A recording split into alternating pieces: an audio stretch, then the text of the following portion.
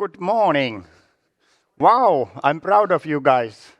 Even though it's a nice party yesterday, so many of you are on time here in the place. Unfortunately, we lost some international guests. They had to go to the levee to catch the flight. But let's start. Today, we concentrate to competence development and then future. But before that, I'm really delighted to have Pata Degerman with us today. He is the man who has been challenging himself year after year all around the world, from Antarctica to the deepest jungles, Borneo. Today, he will take us on an expedition to a very cold place where they needed deep teamwork, innovative thinking, and a lot of Finnish sisu to reach their goal. Pata Degerman, the stage is yours. Thank you.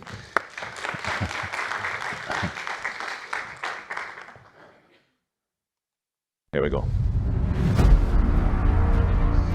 It's about minus 40.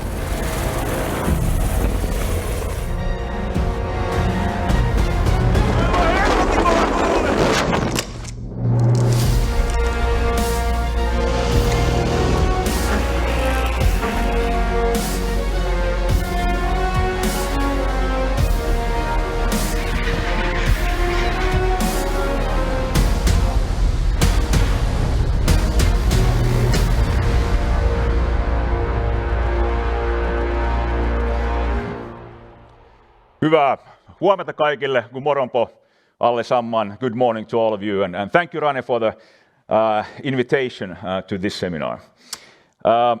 Here a while ago, a few years ago, I was in Himalaya, and we were supposed to go and climb a mountain over there, and we walked along a river towards the base camp. And sometimes our trail continued on the other side of the river, so we had to get over.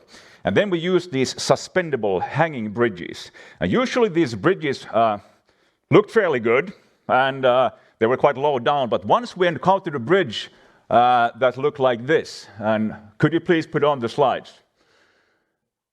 That looked like this, and it looked a bit old. And we came to the left-hand side, and so I asked one of the porters, he was a Sherpa, that how old is your bridge? And he looked at me and said that, Mr. Pata, not to worry, it's only 200 years old, let's go. And it looked like 200 years old, so I asked him, is it strong enough for us to walk over? And then he told me that, yes, of course, and they have strengthened it last week. But it didn't look like it. So I asked him, how did he strengthen this one? And then he told me that they had attached to the handle all the way over completely new prayer flags. So let's go. It's good that you believe in what you're doing. At least these guys believe in these prayer flags. But during the years, I found out that it's also good to believe in something else than only these prayer flags. For example, good planning, efficient communication, and deep teamwork. For the last 28 years, I've been doing different kind of expeditions around the globe, mostly in the polar areas. This year I've been a couple of times to Greenland, and it was my 50th trip or expedition to Greenland, Spitsbergen, northern Canada, Alaska. And then I've been down to Antarctica 7 times, and then to different mountain ranges, deserted islands, and different jungles. 10 of these expeditions have been to areas where nobody's been before. And if you're aiming for something unknown, something that you haven't done before, or let's say that no one has done it before, and if you're aiming for this unknown thing in a bit of a regular way, as you always done it, then maybe it doesn't work. So sometimes we just need to step outside that normal way of doing things. And to do that is much more easier if we have a very strong team around us. Today I thought of sharing a few of these models with you by taking you on an expedition to the coldest, driest, and windiest continent on this planet, Antarctica. We had an idea once with a friend of mine, his name is Veikko Gustafsson, and we started climbing in the 80s together, and then a question appeared that are there places on this planet where nobody's been? Are there mountains that haven't been climbed before? So we thought that in our mind, the most likely is a lot of mountains all over the place where nobody's been. So we started looking for a place, and one place where not that many people have been is Antarctica. Antarctica is so far away from all the places here from Lapland, about a bit less than 20,000 kilometers to Lapland. It's also to Antarctica, and it's also quite cold over there, so not that many people want to go there, and also quite expensive. We started looking for information, and we found some information, but nothing really good about the mountains over there. And then I found an article in the National Geographic magazine that there are quite high mountains on Antarctica, a bit less than 5,000 meter high mountains. And also there's a mountain range that stretches straight over Antarctica, 4,700 kilometers. So actually there's quite a lot of mountains over there. But we did not know, have anyone been climbing in these mountains. I read the article in the National Geographic magazine, and I could read that the author of that article had been to Antarctica 3 times. And he had been quite close to that mountainous area, right in the middle. So we thought that, what if we would call him? You know, he's been there. He knows much more than we do. And we found his name in the article, but we didn't find their phone number over there. So I went through this magazine. On the second page, there was an info, who's the chief editor, and also their phone number to their magazine. So I told Veikko that, what would we call this chief editor, this Bill? Bill is probably, he would know where to gain more information and so on. So I grabbed my cell phone and started pressing in the numbers. And right before I pressed the last number of my cell phone, I started wondering that what should I ask him? And he's still the chief of National Geographic, and so I didn't do it. And then I called all my friends instead and did everything else. And Veikka asked me, will I call this guy? I said, yes, I will call him, but I'm a bit busy today, so I will call him tomorrow. And he just dragged on like this. And the next morning, I wasn't brave enough to call him, so I told Veikka that, what if you call him? No, Veikka had to go to some meeting, and he left. And at the same time, we started laughing. It was a bit of a strange situation. We were going to climb in Antarctica, but I wasn't brave enough to call one guy in Washington. So we came to a conclusion that we have to be more brave somehow. But how can you gain more braveness really fast? Well, we didn't know. So I proposed to Veikka that let's say that we are average brave during one day, like everyone else. And then we take this 1 day braveness, and then we compress it to 1 hour. And then we're really brave, at least 1 hour a day. And that we then did, and we call this hour the power hour. And the idea with the power hour was that when it starts during the day, all our fears of authoritarians and all the other fears we have will be thrown out the window. And it doesn't matter who you have to call, you just call directly. And very soon we found out that you just have to be brave enough not to stutter so badly, so nobody will understand what you're saying. But as long as you can speak, that is really good. And the next morning, I started practicing in the morning, what I should say, and in the afternoon I called this number, and at first some lady answered, and then some guy answered, and then a lady answered again. It was Bill's secretary, and I asked her that, could I talk to Bill? And she said that, well, he has a seminar that starts after 10 minutes. So you have 9 minutes. And then she connected me. And when he answered, I pretty much with these words asked him that, hello, this is Pata from Finland, that do they know where people have been in Antarctica so we can find a place where nobody's been? And he was a bit quiet after that. I didn't know which meeting he had sat in, but he replied like this, that finally a good question. And I thought that too, and he said that really nice that somebody's going to Antarctica, and they had done different kind of expeditions over there, written stories about Antarctica, and they are sitting on all the information, who have been there, what they have done, when they have been there, etc. Even if I got 9 minutes to talk to him, we talked over the phone for 1.5 hours, and he was a really nice guy, this Bill. And in the end, he told me that they have all the information like in the paper files over there, in boxes. So that would take too much time for him to look at all the coordinates where people have been. But they're over here. So what if I jump in an airplane and come and look at their files? Very good. I went over and took a map with me and started pinpointing and writing on this map all the places where people have been to find a place where nobody's been. And that was actually quite easy. Antarctica is about 38 times bigger than Finland. So most of Antarctica are places where nobody's been. So we found the place, and then we had a big hassle to get the funding and all the permits, and it took us 6 years to do that. But finally, we could then go to Antarctica. It was a good feeling reaching the coldest place on this planet. In 2012, when we were on Antarctica, they measured a new world record, minus 93.0 degrees. And that's really cold. And it wasn't that cold on this trip. The average temperature on this trip was minus 27.4 degrees, and the warmest day was minus 0.02, so pretty much 0 degrees. And the coldest on that trip was minus 63, so in between over there. It's also the driest continent on this planet. It's drier than the desert of Sahara. Doesn't snow over there. So this snow and ice you can see in the picture can be up to 2 million years old. It's also the windiest continent on this planet. They have these katabatic winds that can blow up to about 340 kilometers an hour. So if a wind like that comes over us, then we would probably fly away. So if any one of you are going to Antarctica, it's always an objective risk that you will fly away. So it's quite an extreme place. The sun was shining. The sun rises actually, like over here in Lapland, over there once a year and sets once a year. So this picture is taking 3:30 in the morning. The sun is just blazing over there. This was very good and fun. I like the sun. And for example, today when I woke up in the hotel over there, I could look out and the sun was up. I'm like, let's go to work. And over here we had day and night for 6 weeks, like, let's go to work. But the problem was that this ice is quite high up and the air is thinner on Antarctica. So you can add on about 1,500 meters. So over here, it feels like you're up on 4,700 meters. And then the body has to acclimatize to this thin air, which means that you are breathing really heavily. This year on Antarctica, the ozone layer was pretty much gone. So quite bad sun rays hit Antarctica. So they told us that put some sunscreen on you because this is burning.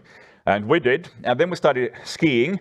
But it's quite strenuous in the beginning. You have a pulk, a sledge that weighs about 100 kilos, and then you have to drag it all over the snow over there, so you're breathing really heavily with your mouth open. And then we found out that the sun rays bounced off the snow and ice up in our face, up in our gum. So we burnt our gum the first day. We burnt inside our noses the first day, under our ears, between our fingers, really strange places. So over here, a piece of skin started disconnecting from our gum and wonder what should we do. And Veikka had a killer idea to ski with your mouth shut, but you can't breathe that heavily. So we wondered, can you put sunscreen in your gum? And actually did, and it tastes not that good, but it worked. So we continued skiing, and this ice we're skiing on is about 4.2 kilometers thick, and it covers 99.8% of Antarctica. So it's a very icy place.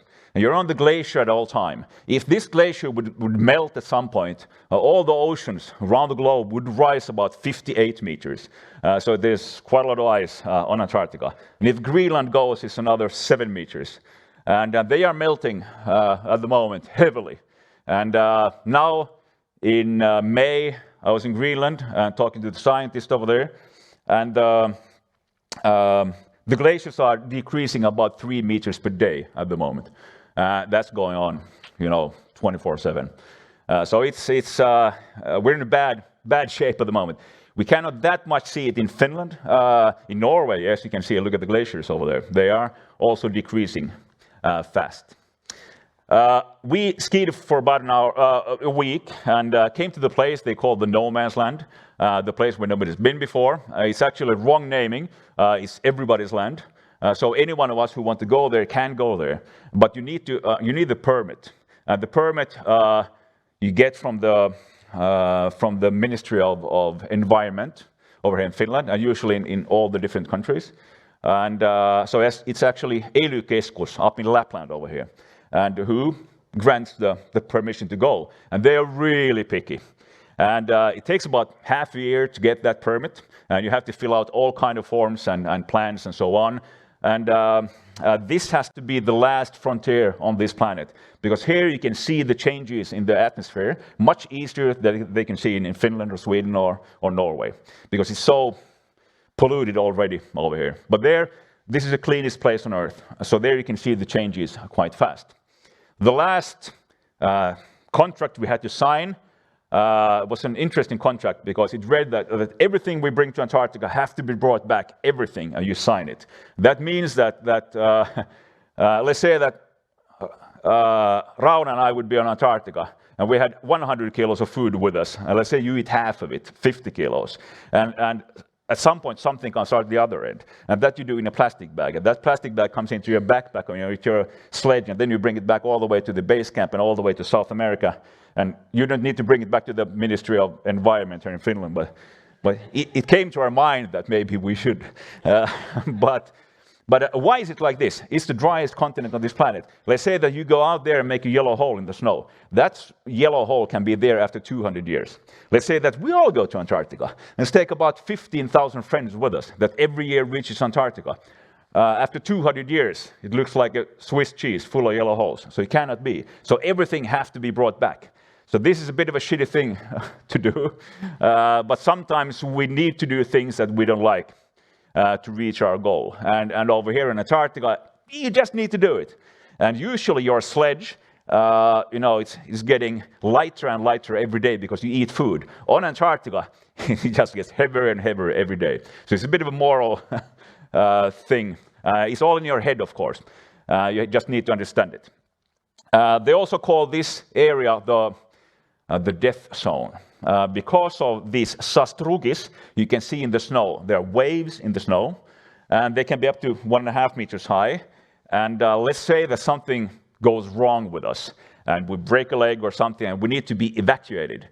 They cannot land with airplanes in this area because there's so many of these waves over there, so they will break the aircrafts.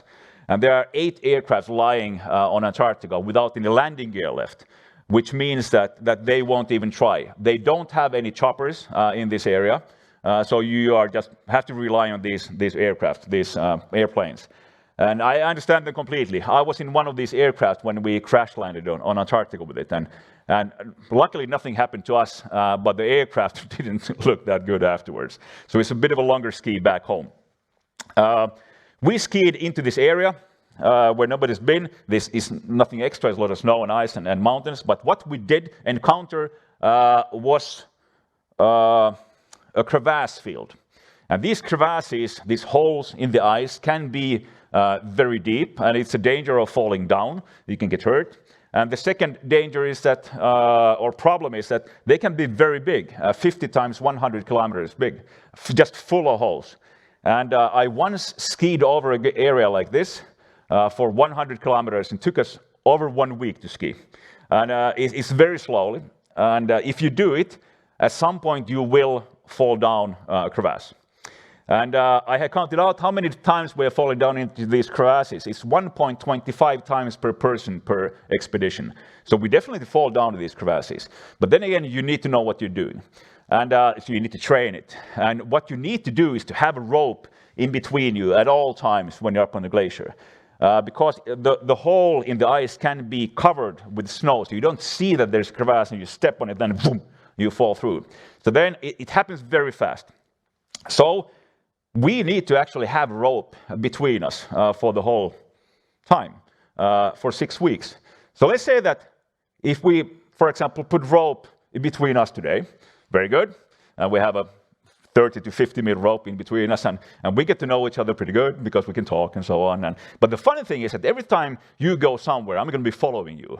So let's say you go to the diner over there, I'm going to be there, and then when you go to the toilet, I'm going to be there, and then when you go to your hotel room, I'm going to sit there on the sofa over there in your hotel room, and then when you go back home, I'm going to be there also. So a couple of days is fine, but what if we do it for 6 weeks, day and night? At what time will we start to argue about something? So this is a problem. So we understood this with Veikko, that we need to have a really good teamwork. Otherwise, it could blow up in the same one way or the other. So we wondered, who knows how to gain a deep level of teamwork? And we started reading about it and didn't really find anything good. And then we turned things around a bit and thought that if we find an organization, let's say 7 person in this organization, and if they don't work as one, they will lose everything. They will all die, and then they will lose, for example, 2 billion euros. So which organization could that be? Well, when you fly up in space, it takes about 2 billion euros to get that up there. And if the team of the astronauts doesn't perform as one, then something could happen and everybody dies. And that have happened to them a few times. So they would probably know how to gain a deep level of teamwork. So during one power hour, I called NASA and asked them, do they have anyone who teams up teams over there? And it took me a few power hours, but I got in touch with the guy who was in charge of all the team building, Mr. Pinfield. And so I asked him that, hey, how should we do it? And he asked me, where are we going? So I explained. And it was a coincidence that they were sending 6 weeks before us 7 astronauts to Antarctica to team up their team before they fly up in space. And they are benchmarking different organizations. They are learning from others' mistakes and good things. They have not been benchmarking a climbing expedition before. So they say that they could do it. And then we settled to do a half a year with these guys to learn how you gain a deep level of teamwork. And you have the normal teamwork. Let's say that you have 5 persons, 1, 2, 3, 4, 5, and you're a team, very good, you start working together. We will win quite a lot of things by working together. We are physically stronger, we are smarter, we stay longer awake, we speak more languages, etc. But let's say that this team is not teamed up. You just start working together, and everything works good as long as nothing happens. But then you have a crisis hitting that team. For example, global warming crisis, corona crisis, a war, or something like this. Or then a crisis inside the team, that somebody falls sick or somebody dies. So a tough crisis. If a team is not teamed up, this team will explode at some point when you have a strong crisis. But then you have a deep level of teamwork that can withstand all these crises. And in the 60s, NASA came to a conclusion that these crises that I just told you, they are realities. There will be more coronas coming in the future. There will be, the global warming is just continuing.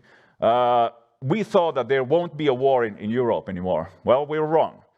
And all of us fall sick at some point, and everybody dies at some point. So these crises are realities. They hit us also in the future.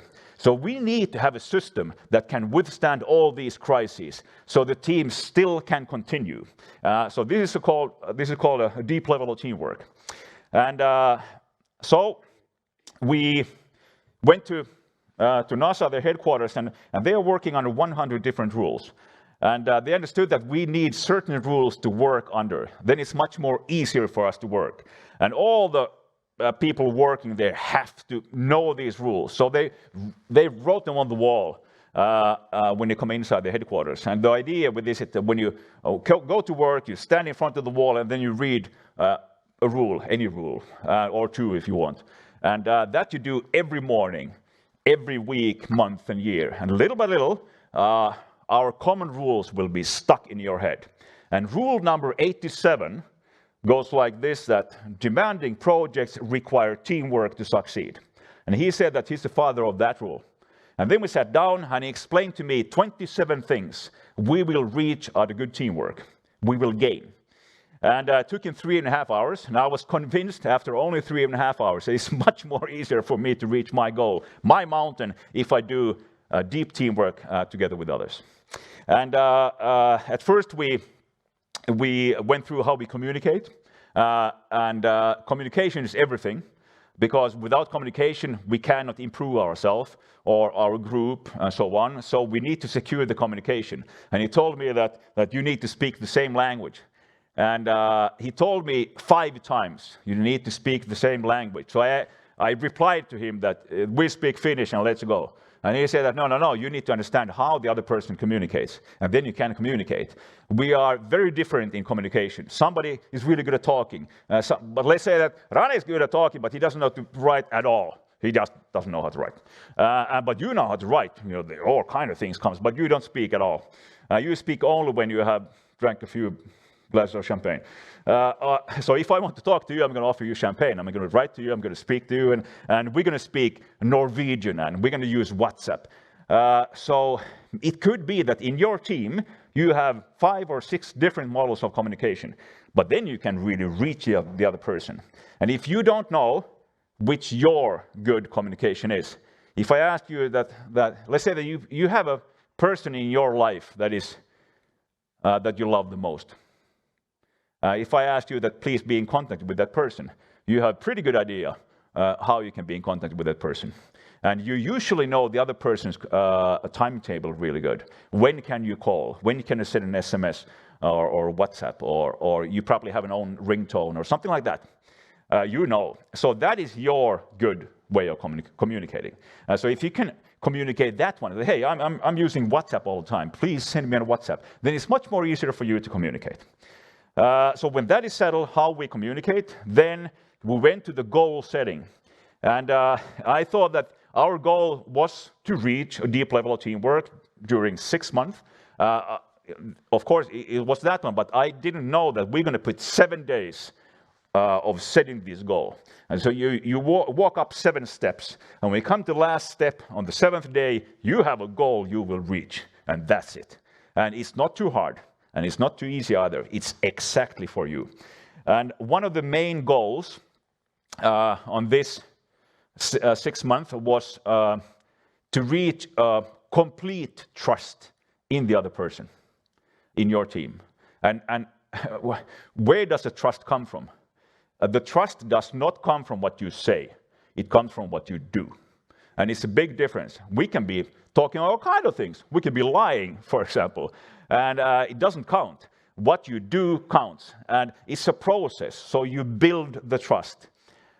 This phase takes half a year, 6 months, to build a complete trust, 100% trust. And then when you have built it, then you maintain it. It's a bit like an L flipped over like that. At first you build it, then you maintain it.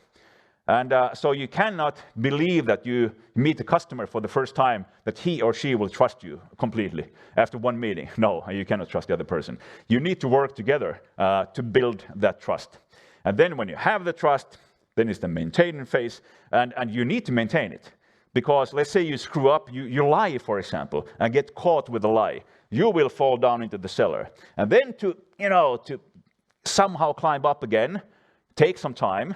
You can do this climbing 2 times. Then it's over for you.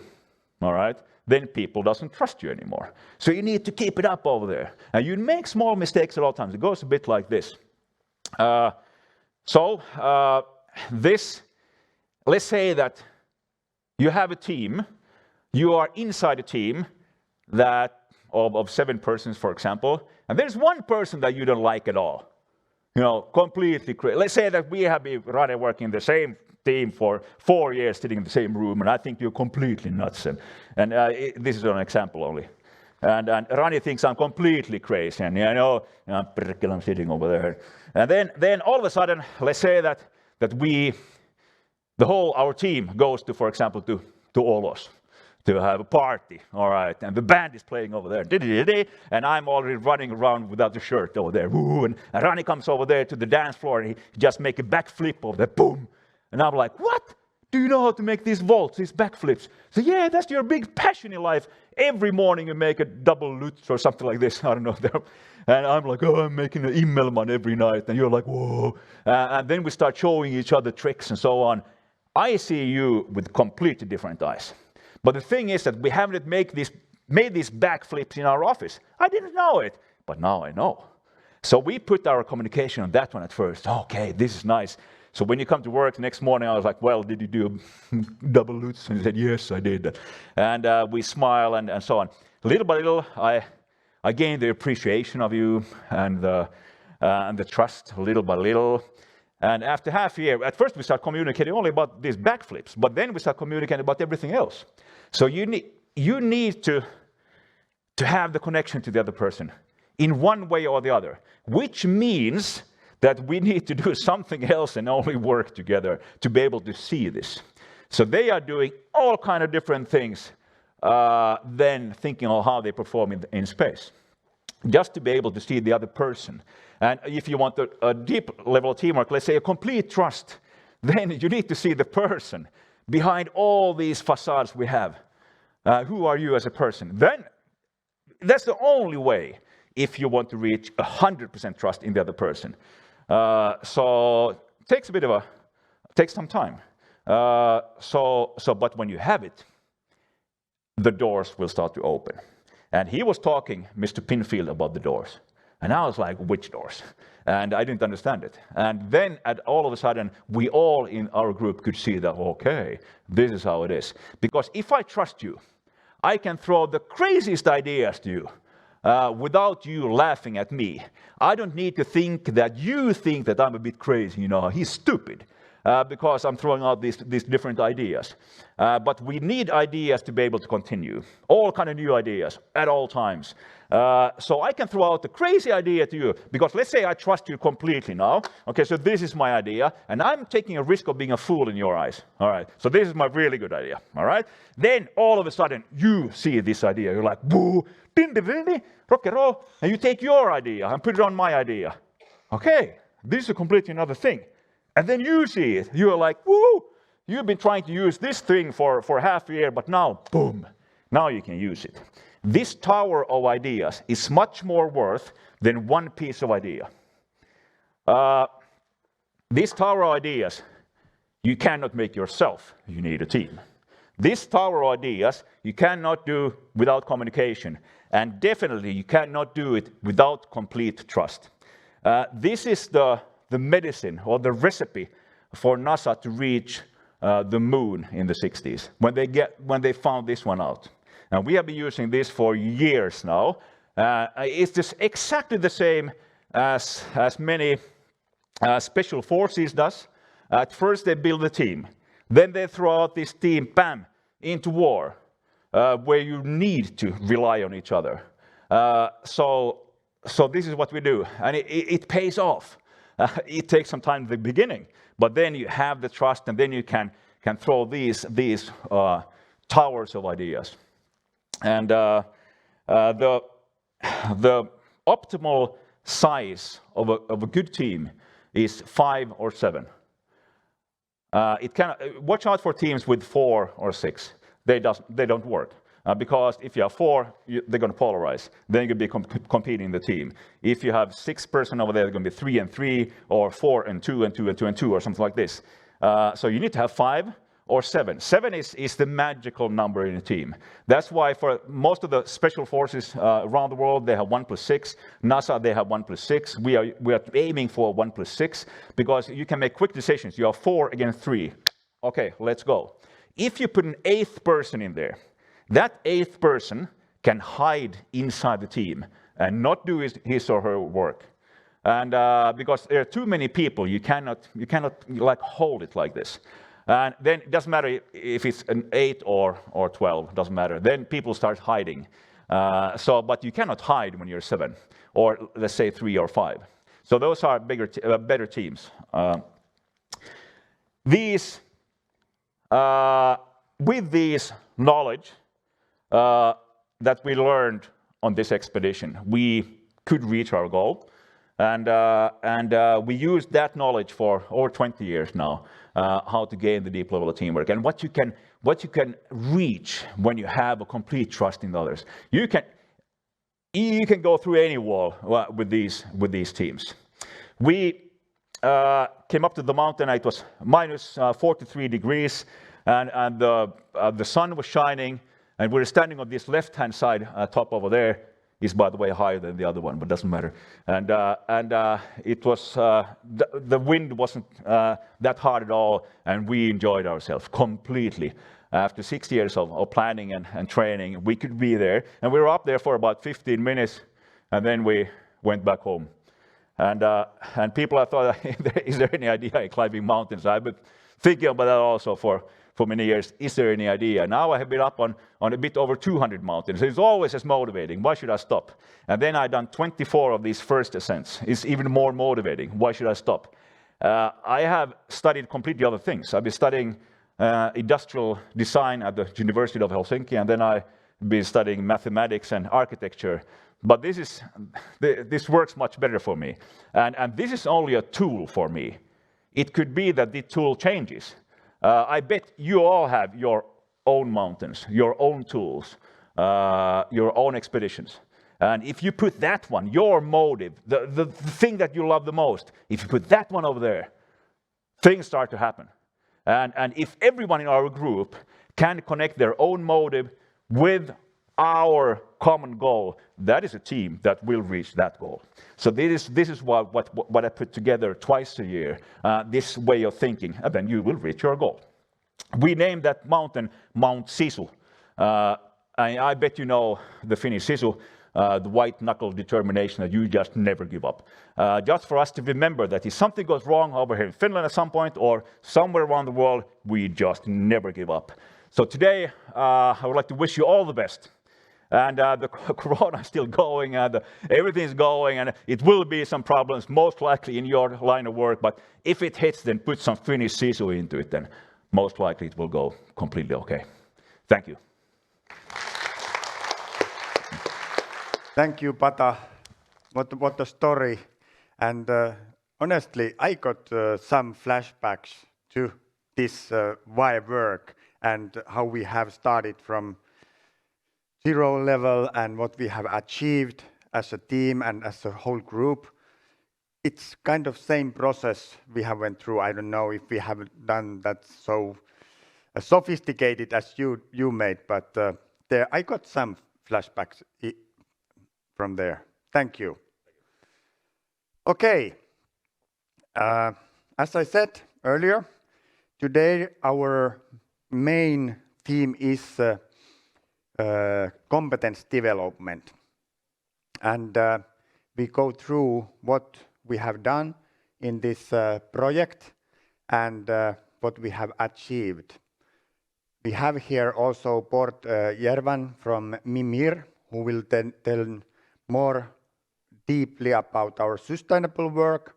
Unfortunately, creative industry, who made our digitalization work, could not come, but they sent some greetings, so I will show them in my presentation. Could I have the slides, please?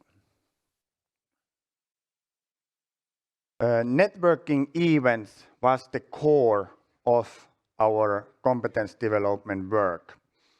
And as you remember, everything started in VAE II in Piteå. And there we already concentrated digitalization and sustainability. We had their speaker who opened up what is the demand of sustainability in tourism from clients' point of view and in globe generally. Then we had really inspirational speech about social media, how we can use social media more efficient for marketing and communication to clients. Very important part of that meeting was also that we made mapping among the companies. We wanted to know what issues in digitalization are actual to you and where you want more development. Okay, then everything goes well, and we went through the summer 2019. We met in Narvik, and there our core was market knowledge for product development. We got experts from our selected market areas. They told us what clients are seeking for us and why they would come to this region in autumn season. An aim of that information was to activate all to make the product development for next autumn. And candy in this was that we know already then that sales workshop will come in autumn 2019.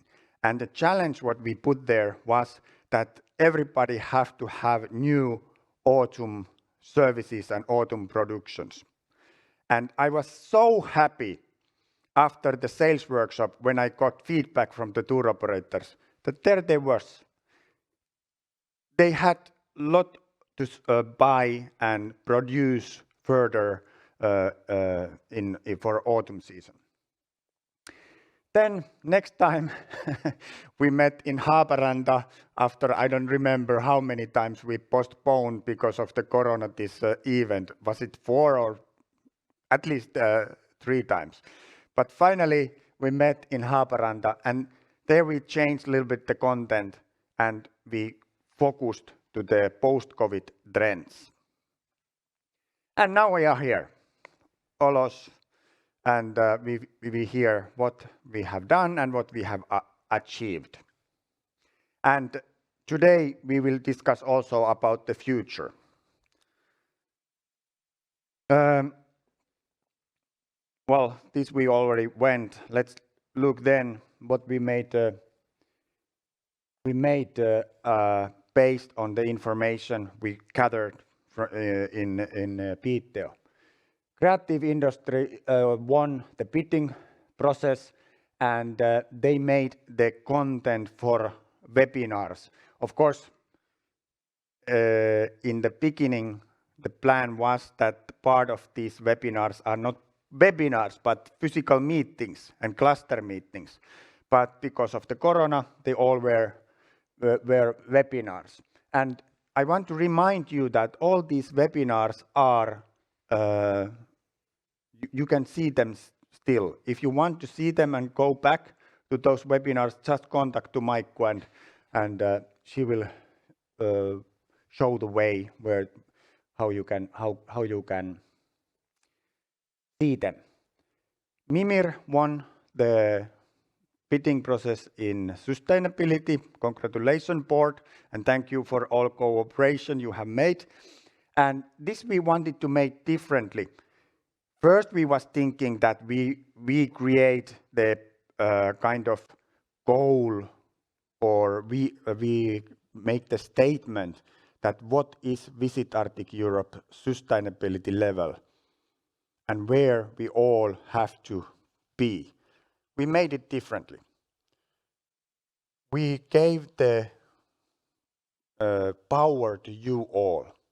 You all told us in our questionnaire that what is your sustainability level in different teams. And then you set your own goals. What you want to develop and achieve during the project time. And in last spring, you got the follow-up questionnaire and the board will tell about those results today. Of course, corona influenced a lot for this also. A lot of people was laid off and hopefully you could still keep on the sustainability work and further development now in post-COVID situation. And because of the corona, we made some additional webinars. And here you can see, and these are as a remind for you to what we made. Jan, Kees and Clive from market areas, they were with us also in these digital meetings and update us during the corona time and gave us information where the markets are during the corona. And then we had this Pellegrino Riccardi. How many of you saw the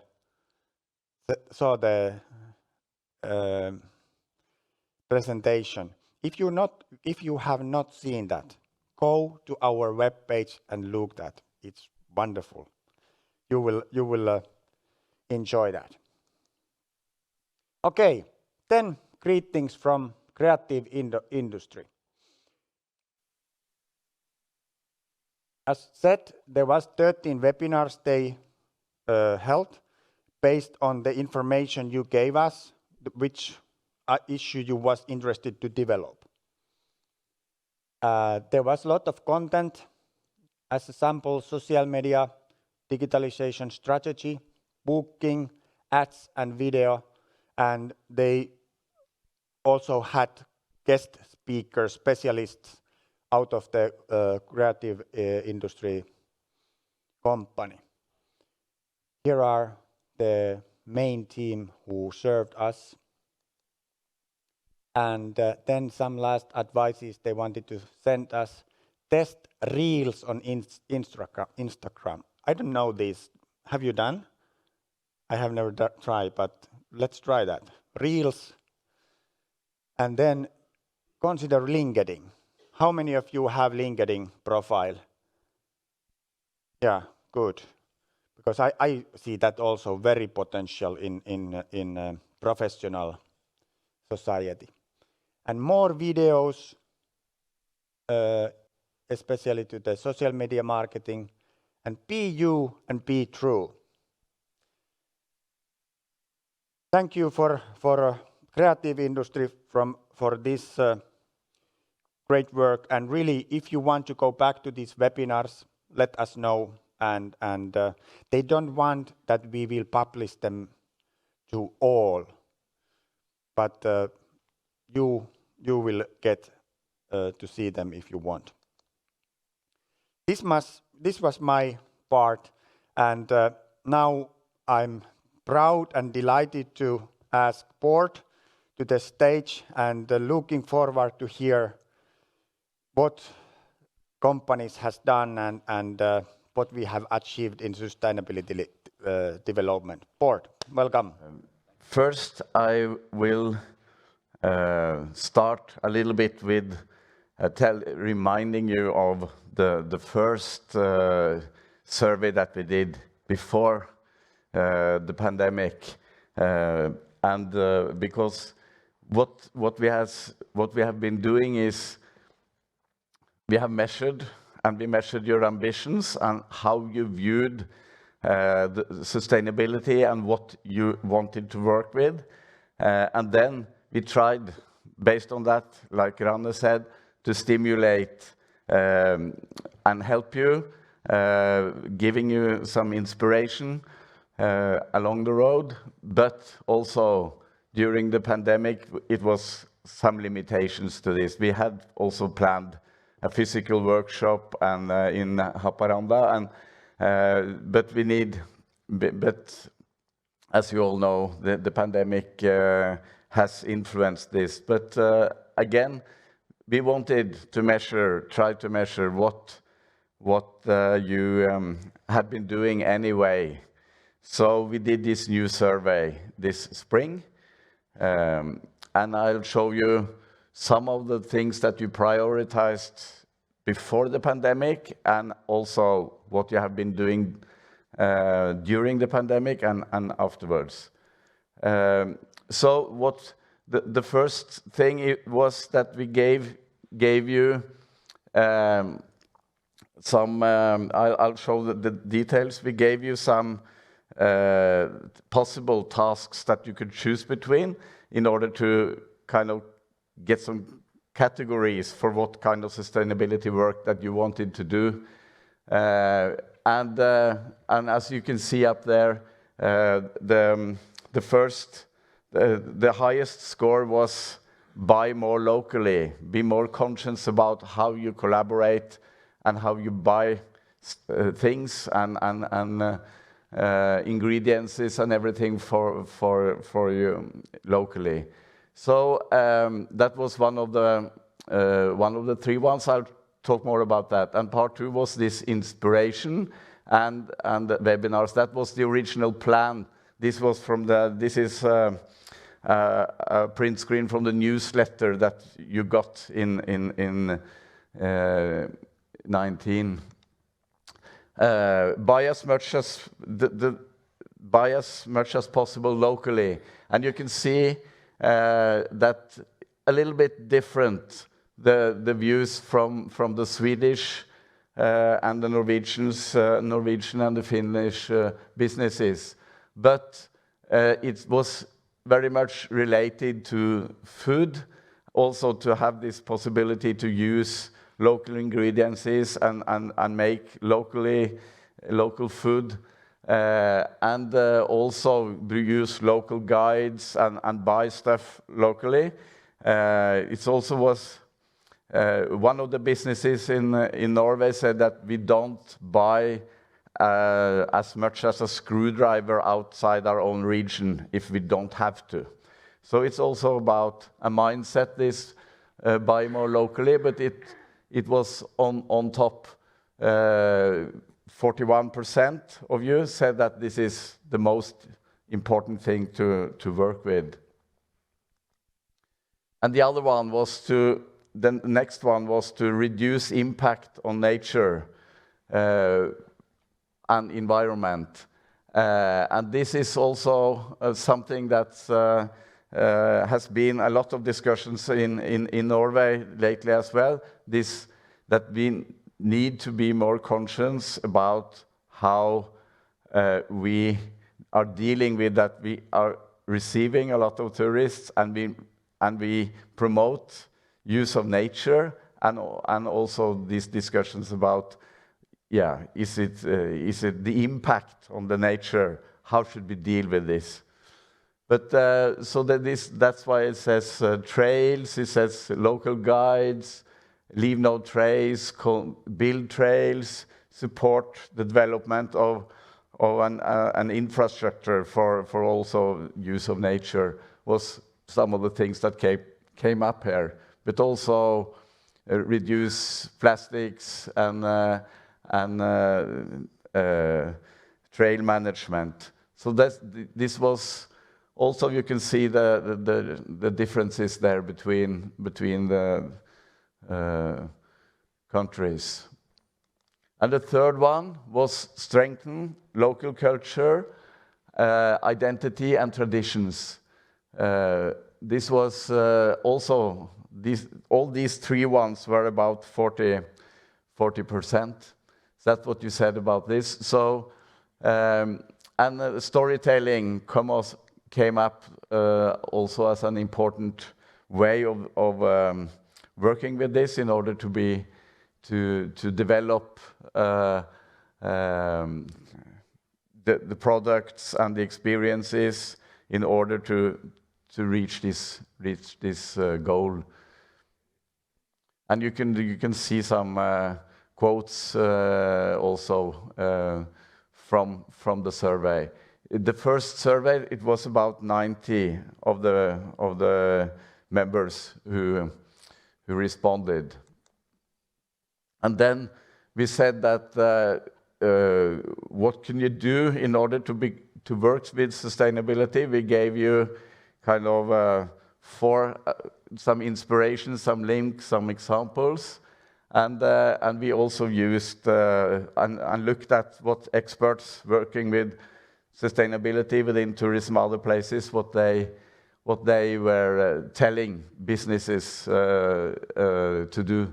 So one thing was talk about sustainability, talk about it within the businesses, and then walk the talk. And this is a continuous thing to do. You have to discuss it. You have to make it something that all employees are involved in, the board, the management. Everybody should be involved in this. But you need to walk the talk. And then we also had some presentations with Milena Nikolova about how you can use nudging and these kind of behavioral sciences in order also to push your guests or in the right direction in order to make them do greener choices when they are their guests and choose. And then also the third thing was this: be bold, challenge your businesses, business partners, talk about it, be brave. And then, because once you have said that we have these ambitions about sustainability, and you dare to talk about it and put it on your website and communicate it, is also a kind of a point of no return. And then we also introduced this about how can you get certified, and we have some examples from Norway where we have this also the national label, sustainable destinations, that you as a DMO could achieve. But also the webinars needed to be online, and we didn't have the possibility to have physical workshops, so I'll not talk about that. But then, again, we did this new survey, and then I'll show you some results, what has happened during the pandemic. Have you changed your priorities, and has it affected the way you have worked with it? So the main findings is that during the pandemic, sustainability has become significantly more important. That's what you say in the last survey, the answers. Also, buying locally and reduce impact, the two ones, they are still on top, but there is a change I'll show you later. But also these need this understanding of, you talked about teamwork, it's also about being in the same boat. Something happened during the pandemic. We saw that we are all hit by this. We need to find out maybe new solutions. We need to collaborate better on the destinations in between businesses. So that's some of the answers. Stronger community focus, this understanding of that this, like a pandemic, when it hits us all, and we need to collaborate on how to deal with it. So it's also related to kind of teamwork, this, and this is very interesting because it's an asset, I think, that has come out of the COVID, that we see each other, we have maybe become a better team on the destinations or in the businesses because of this challenge that we have been facing together. You're nodding, huh? You agree? Yeah, I think, and this is, and I think it's an asset that we should keep even though we don't have the pandemic. When we rebuild tourism and then we work further, this is important. And then again, it has affected the work because I'll show you the more detailed results afterwards. But here is the main findings. Here is all the whole list that you can see.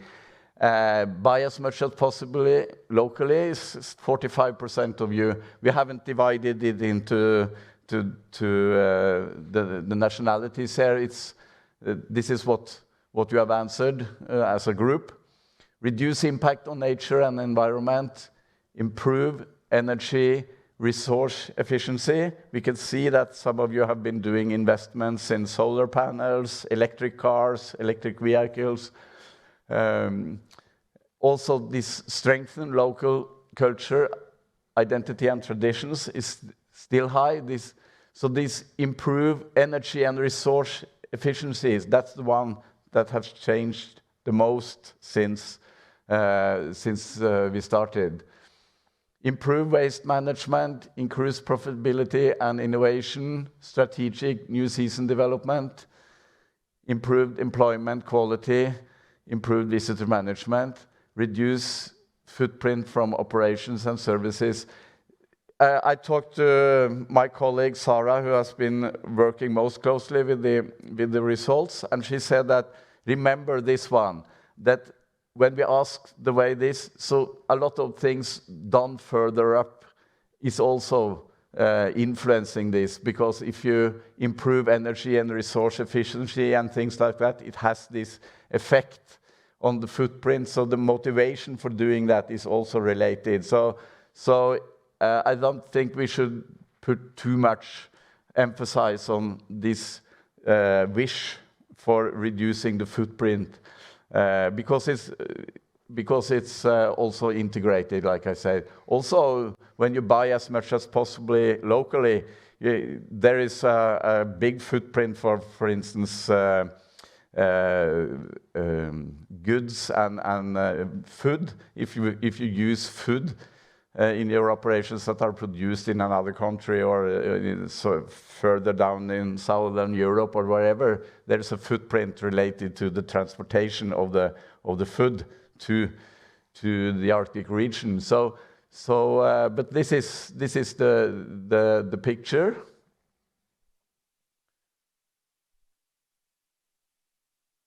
And it has affected some of the businesses. Some of them you have been working more than planned, have had the opportunity also, maybe the time, but some has worked less, and that has it has affected the businesses very differently, the pandemic. So some of you you had to close down and stop things, but half has done the work they planned and has worked continuously with what they planned before. So it has affected, but yeah, you see the results here. And then here are some quotes from what has been the answers in the survey, where you have put your own words to it. We have accelerated our sustainability work, more focus on helping local companies to survive. That's a DMO answer. More time and economic support for sustainable measures. Because of economical issues, we have not been able to work with some of the tasks planned. Due to the pandemic, we have had more time, like I said, to work with these tasks. Less money, less staff, less opportunities has, of course, affected. And then we also asked whether you as businesses believe that sustainability has become more important or less important, or it's the same as before.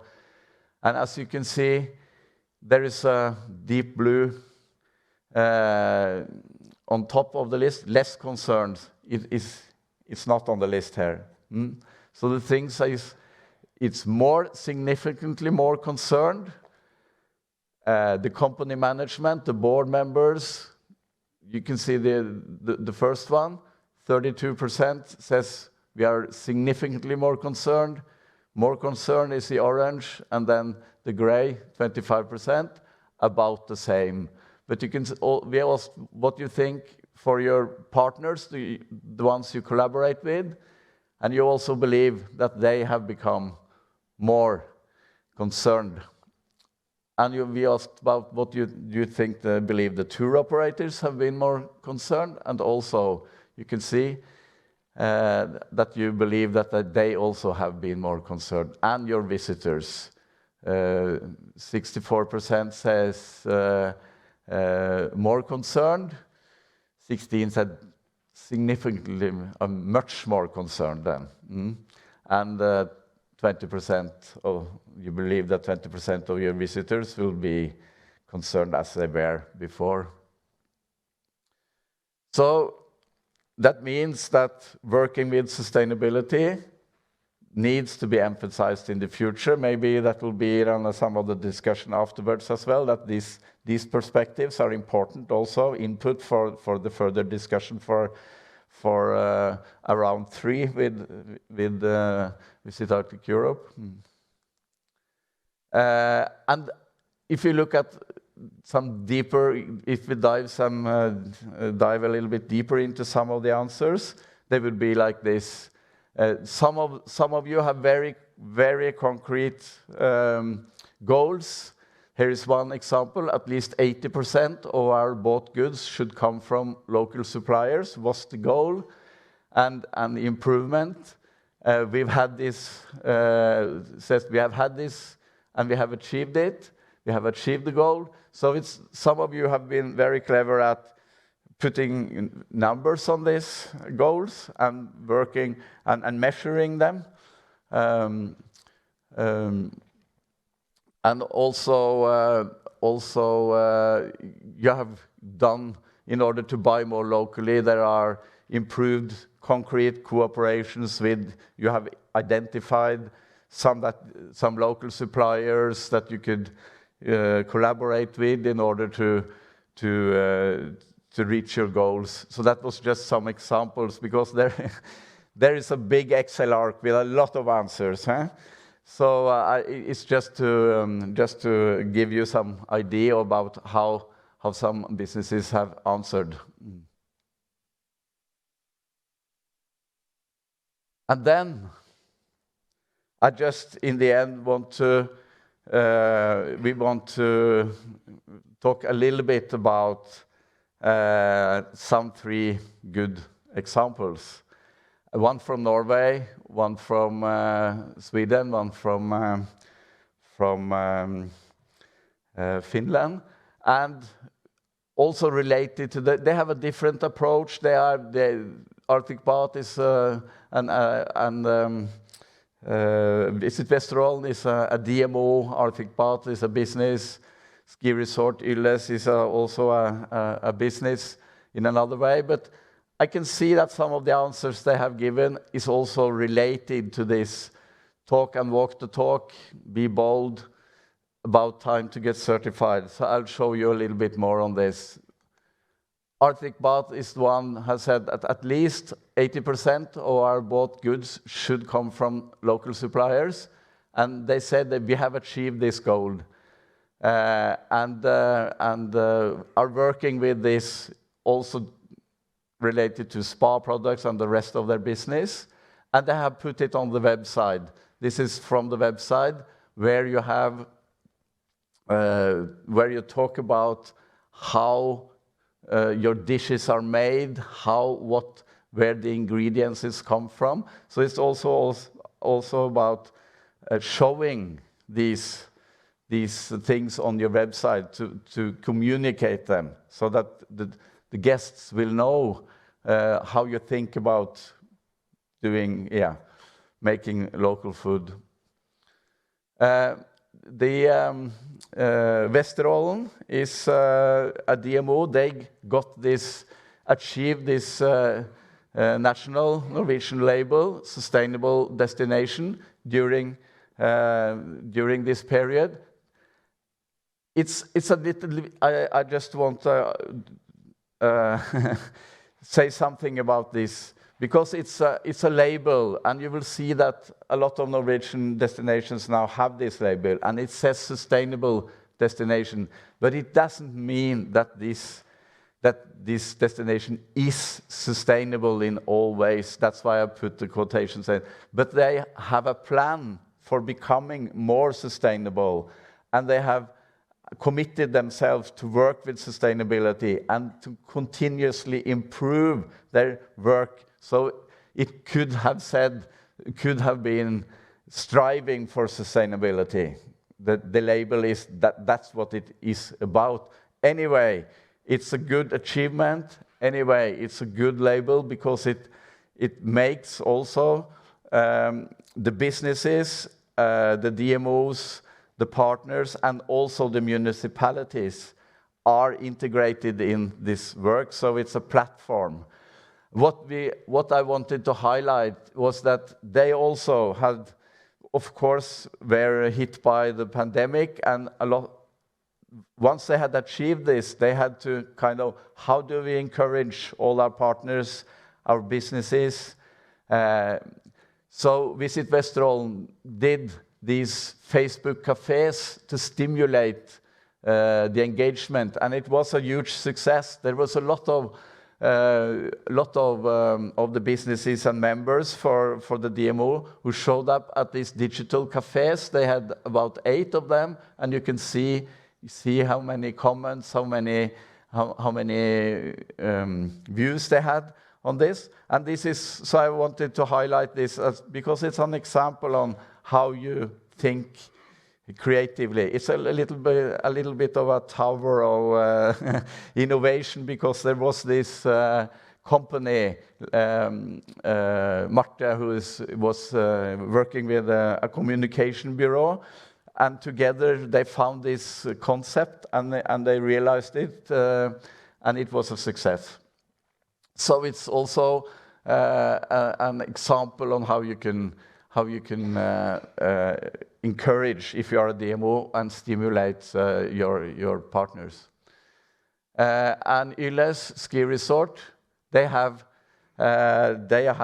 this very clear vision put also on their website.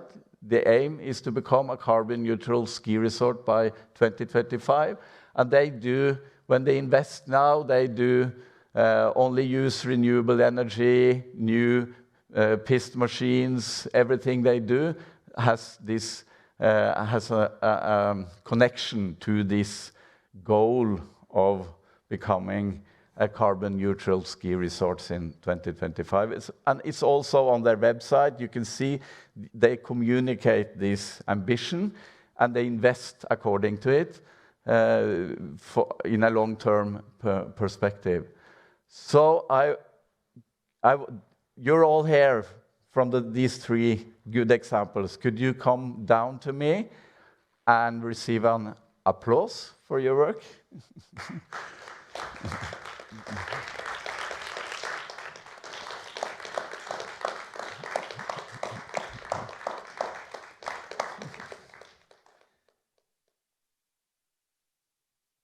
From Arctic Bath, from Olos, from Vesterålen. Okay, another a big applause. So,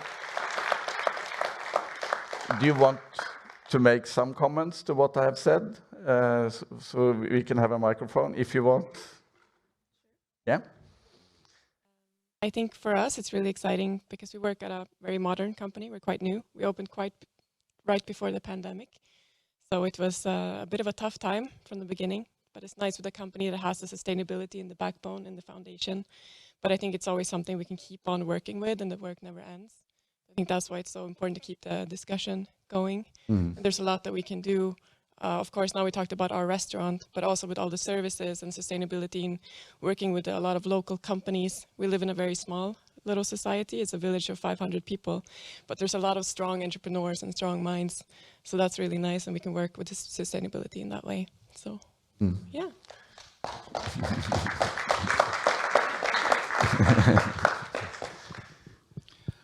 It has been a special situation for us during the pandemic, and we are a member organization. We have almost 80 members in Visit Vesterålen. 3-4 years ago, it was 2 companies which was working with sustainability and had a certification. During the pandemic, we have worked 120% for 2 years now about this, and today I think we have between 15 and 20 new certified members every year now. And it has been really fun to work with local companies because we seem the teamwork is actually working when we are doing like this Facebook campaign we did. It was actually for us like, oh, there's a lot of local people knowing about this and had an idea, but how could we reach them? And Facebook was actually a nice platform for us, so it works. So absolutely. So you managed to create some kind of a platform, platform of understanding what are we doing, what are we working with? Yeah, so even companies outside the tourism industry is now making contact with us and asking, could you help us get started? So that's positive. Thank you. We are happy this work and work will continue. Thank you. Okay. Thank you. So that was, if you have any, I don't know, Ranne, do you want us to take questions now? Because I'm finished with my presentation, so should we open up for some questions? Or? We have time for one question or comment to board's presentation if there is any. We don't have. Let's go to coffee, Arctic Fika upstairs, and be here back 11:15. Thank you. Thank you, board. Thank you.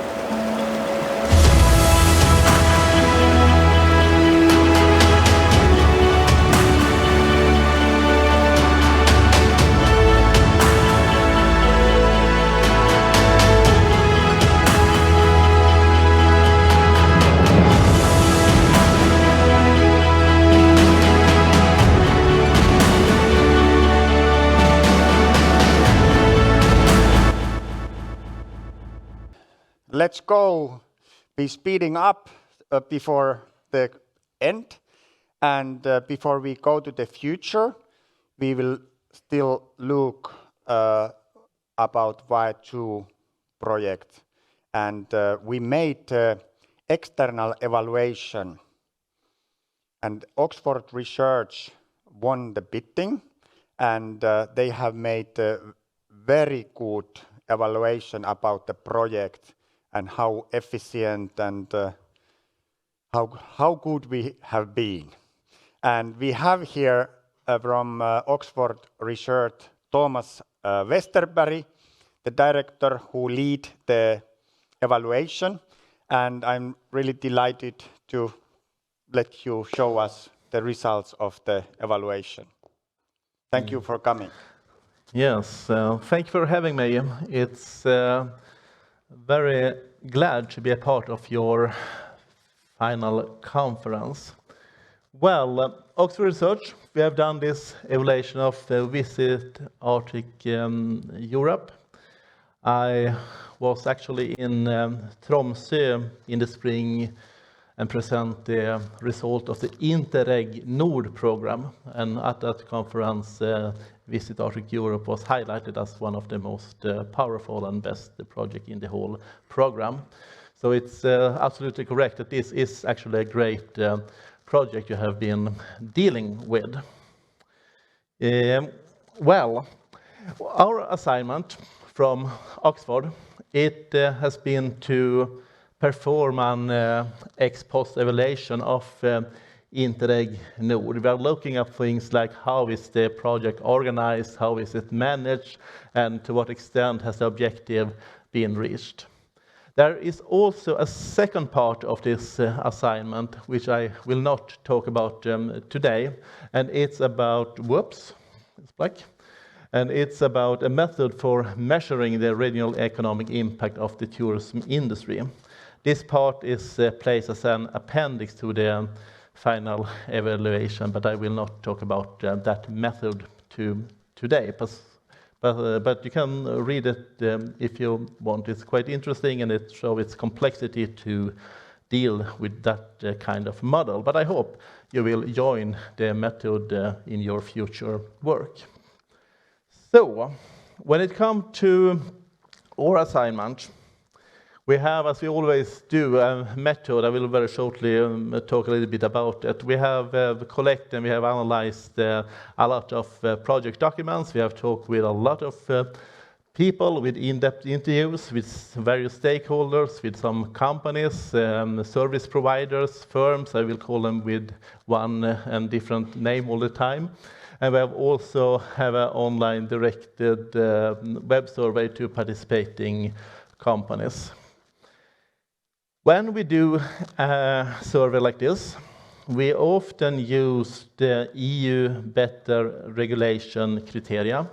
It is a standard way in EU to evaluate projects and programs. And what we're looking at then is how relevant is the issues, how efficient is it, how effectiveness is it, how coherence is in the project, the effects, and the EU Nordic added value.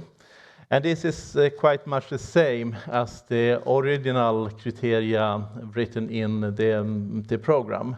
They changed a little bit because we use other words in the EU evaluation that you have used in the project and so on, but you can translate it so you can see whether you use the original criteria or the EU evaluation criteria, what all that means. And what we have done in shortly is that we have looked at the relevance of the project. We are comparing what is the objective and what is the need, is they fit. We have looked a little bit at the external coherence and internal coherence.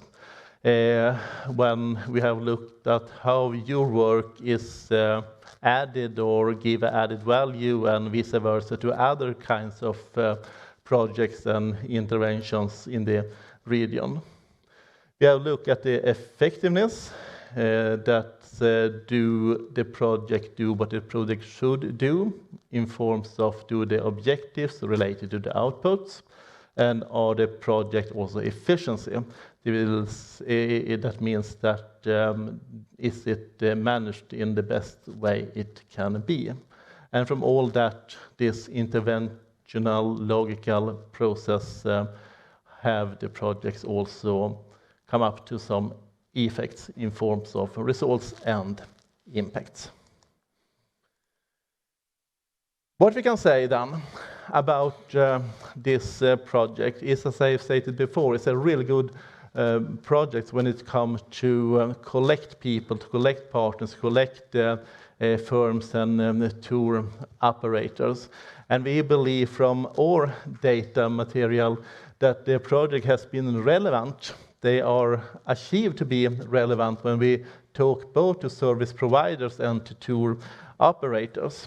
Marketing and networking have been the most popular activities, and one activity that is highlighted a little bit more than others is the FAM trips.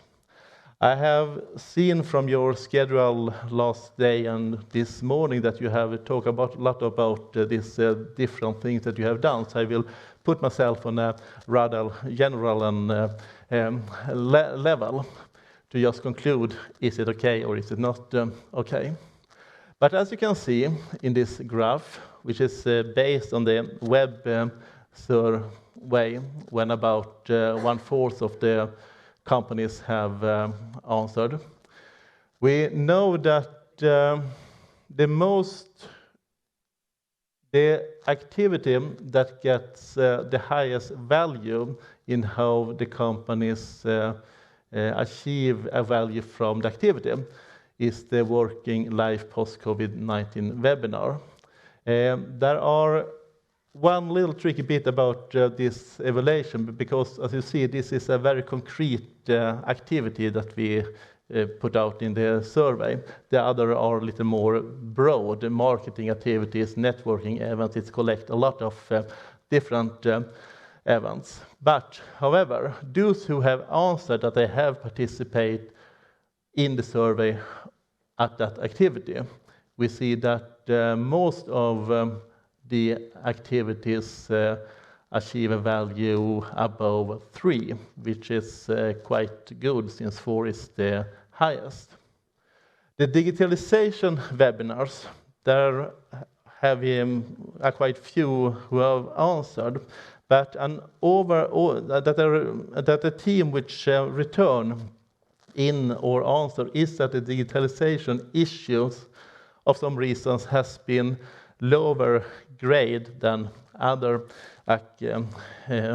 activities. We also see, when we discuss this, that there are some further needs when it comes to the relevance which you can take with you in your continuing work. First of all, the firms and also the tour operators says that, well, let us focus even more in the futures about sustainability. They also say that, okay, let us continue to support developing products for a new season for tourists. Because as you will see in later pictures, it feels that has just started. It takes some time to implement things and so on. So this is a continuous support ask for the informants we have talked to. They also wish to recruit even more tour operators with a genuine interest in developing the Arctic European region, as it is to support regional service providers in competence provision, recruit, educate, retain skilled employees. And also when it comes to the FAM trips, if it's possible to host also intra-regional FAM trips in a greater extent, where providers in the Arctic region can go visiting each other and learn even more from each other. When it comes to the efficiency, overall, you might say that this project has been managed efficiently and with high quality. It also, what we can see, that the participants see that they have benefit look at what they have put in time and sometimes money, they have it in return from being a part of the project. We also hear from our informants, the service providers and the tour operators, that the project management has succeeded very well in adapting the project's implementation to the new circumstances caused by the COVID-19 pandemic. One thing which has been a little bit of a problem, however, is that many of the people we have talked to says that, well, that's a little shame, a little bad that we have to do much of the activities digital instead of physical. But this is an external factor which have influenced almost the whole society. But it has effect. Probably some of the result and some of the networking should maybe been even stronger if you could do all the activities in a physical way. When it comes to the tour operators, and I will highlight it a little bit particular, and as I understand it, they have already left the building, isn't it so? Yeah. What they say is that this is a good project. We have learned a lot, and we have got many new friends in the region, but we have done most of the work anyway, but it would have taken a longer time. They also think in the beginning that it was a little bit difficult to know what to expect from the project, as well as they have some shortcomings with who they could contact to discuss different kind of administrative or issue-related questions.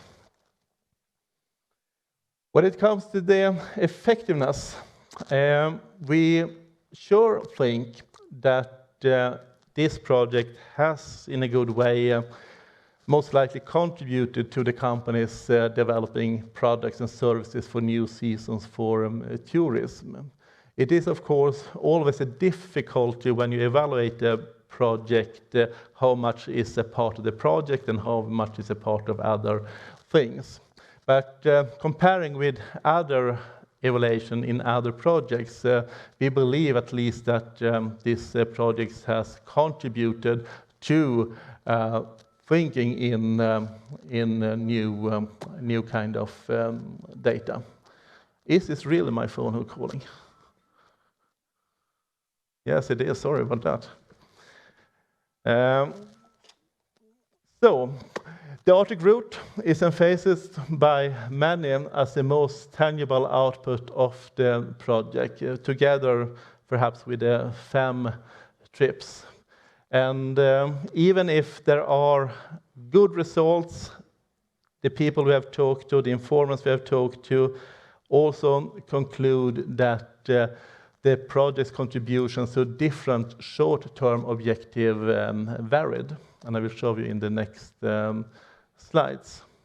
And here once again you see that to what extent have the visit Arctic Europe impact contribute to increasing awareness and knowledge about the following aspects.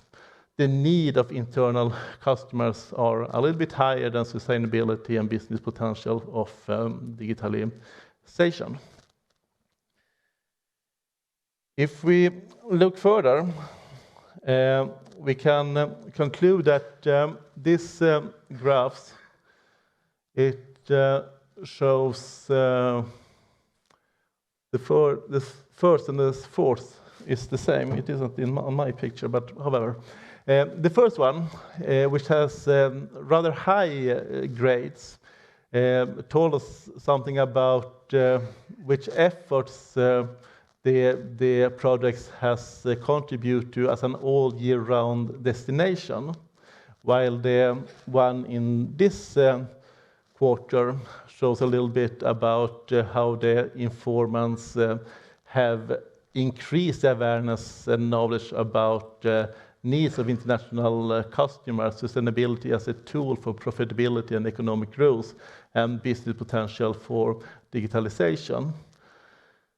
While the upper corner shows you a little bit about to what extent have the project contribute for developing, for example, products and services. And what you can draw for conclusion from this kind of picture is actually that most of the activities who have improved networking, first steps activities, knowledge is almost always higher in this kind of projects, so also in these projects. While if you look at working with develop product services, the more concrete issues is always a little bit lower. This is, however, quite good figure, so no worry about that. But that's a reason why the more soft values perhaps is more high valued in the survey than the concrete and hard one. There has been a lot of effects in these projects. Our overall assumption is that the project has probably impacted the venture of the participating companies. We also see that there are some changes in the number of employees of participating companies. It has varied during the project period, mostly because of the COVID-19. But it seems at least to have some impact in some positive way, that they could start working with developing questing in the time of the COVID. And there are also indications that the project may have increased the number of overnight stays in the companies offer accommodation. But this is, like all of the points, a little bit tricky because you have some problems with the COVID-19 and of course also the Russian invasion of Ukraine, which has influenced the companies.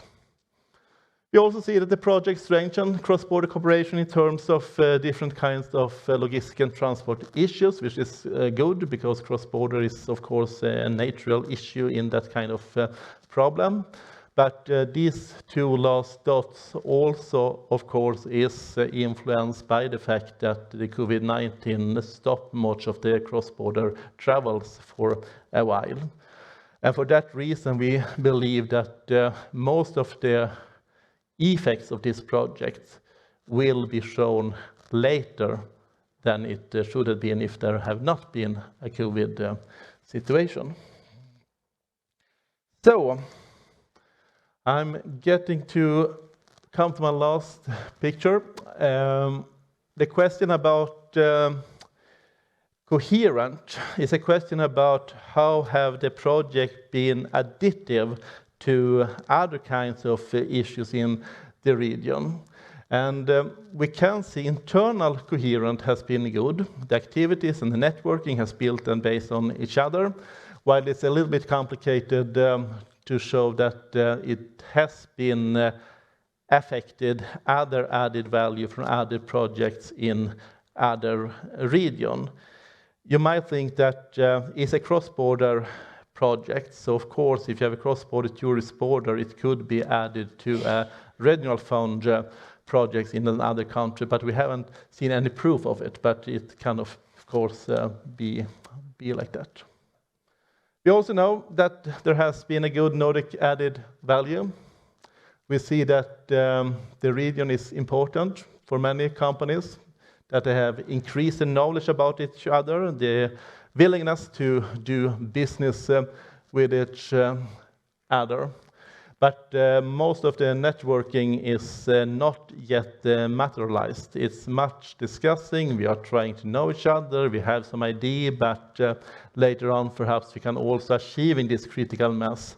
We can utilizing the border as a resource and we can overcome barriers, which is a little bit lower grade in both our interviews as well as our web survey. So, further needs. Perceived differences, you have to know it. There are differences between Finland, Norway and Sweden.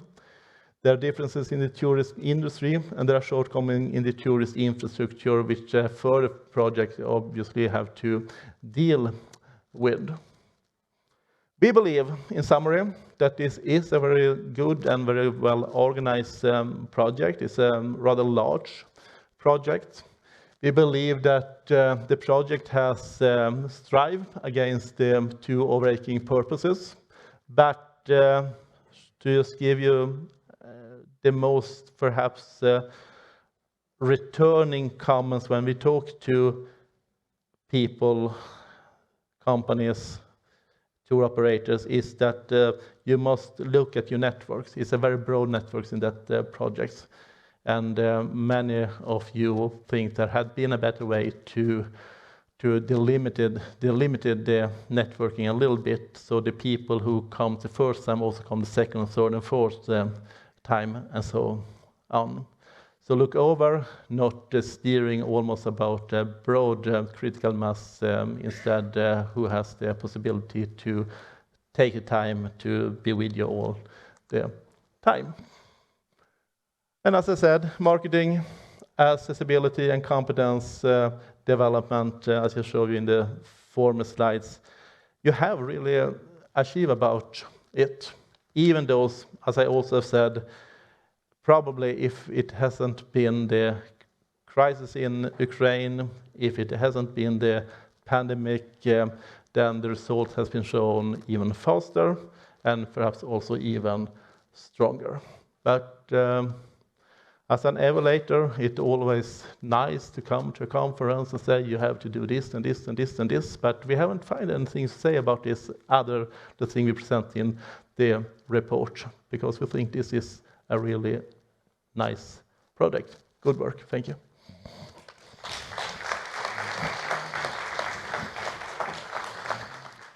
Thank you, Thomas. As we saw that the ground and basic of the project is there, and in a way we have succeeded well, but because of different reasons there is also something to develop. And this report has already took to our tool when we discuss about the content of next phase. So this is very, very important for us. Thank you, Thomas. Glad to hear that. Thanks.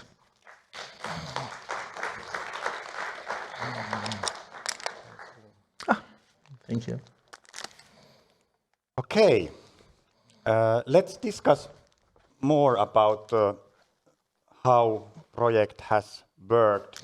And as you know, our focus has been the local SMEs and local companies and their development and their business development. I would like to invite here now the group of company representatives. I named this panel discussion as Dancing Four, because we four guys was the last one on the dancing floor last night. So Trond, Arne, Johan, and Petri, please come with me.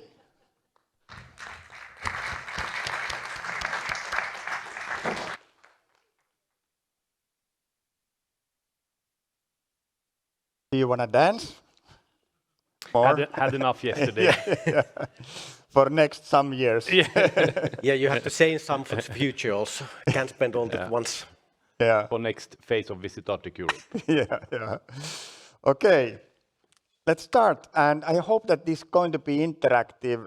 These guys here warm up us. And please, if you have something to comment or ask or add to this discussion, you are most welcome.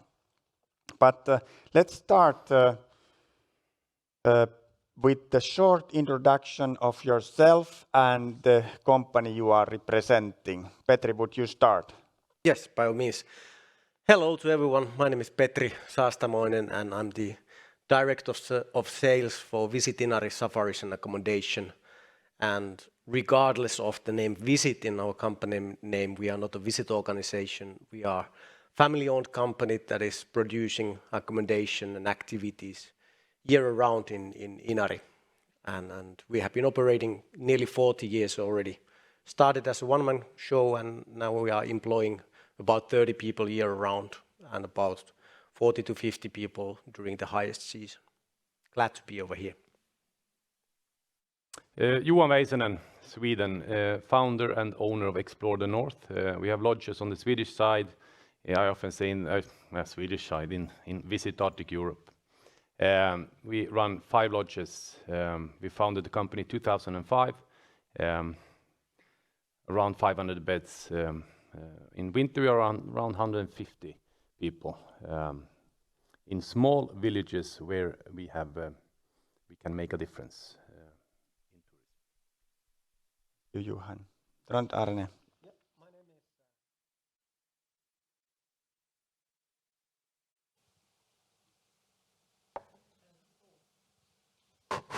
There it is. Now it's on. Now it's on. And sorry for my voice. The dancing killed my voice yesterday. So I have a little bit sore throat. But my name is Trond Arne Kongsli. I work with the Best Arctic. Best Arctic is what used to be Bussring and Troms Safari, which is a transport company, and a safari company, which has joined forces now into one company. We are about, it's in high season, 130, 40 people working, and normal during summer we are 70, something like that. So, and I used to be the father of the Arctic route. It was originally my idea. That status will not taken off from you. You are the father of. So I left my child over to somebody else now, earlier this year. So. Thank you, Trond Arne. As said, VAE target has been business development and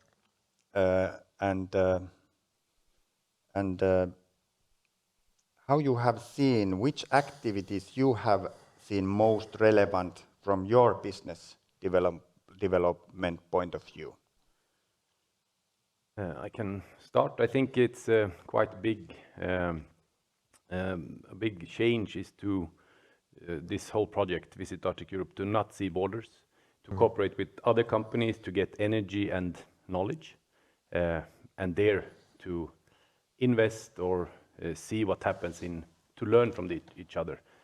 We didn't think that was so big and so effectful, but it's, I think, the biggest effect for future. Didn't expect it that strong for the company. And I think we have just seen the start of it. So a big effect for developing and fine-tuning our business and learning from others how they do it. Yeah. And this kind of effect, I see that it's quite long-term. You have started something here, but it doesn't end when project ends. I think we are working one of the, it's the longest term market we work in. We look at the nature, it's still there. We look at it again, and we show people, and we keep the value on spot. So it is long term, and it should be in that way, in that balance. Yeah, I would say for us, it's been very fruitful to be a part of the Visit Arctic Europe network.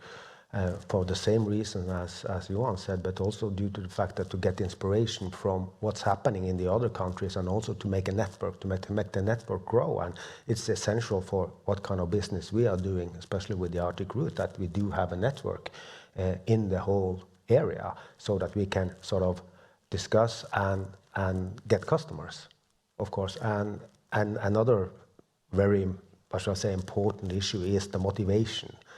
Because I would say Alexia, which is actually should be here, our head of sales, she told me, we had a small chat before I left, that Visit Arctic Europe partly saved my life during the pandemic, because she could attend all these workshops and all these webinars, and she had a network. She was quite new working with sales. So as you said, it actually saved my life. Wow. when she was sitting at home alone. So. Petri.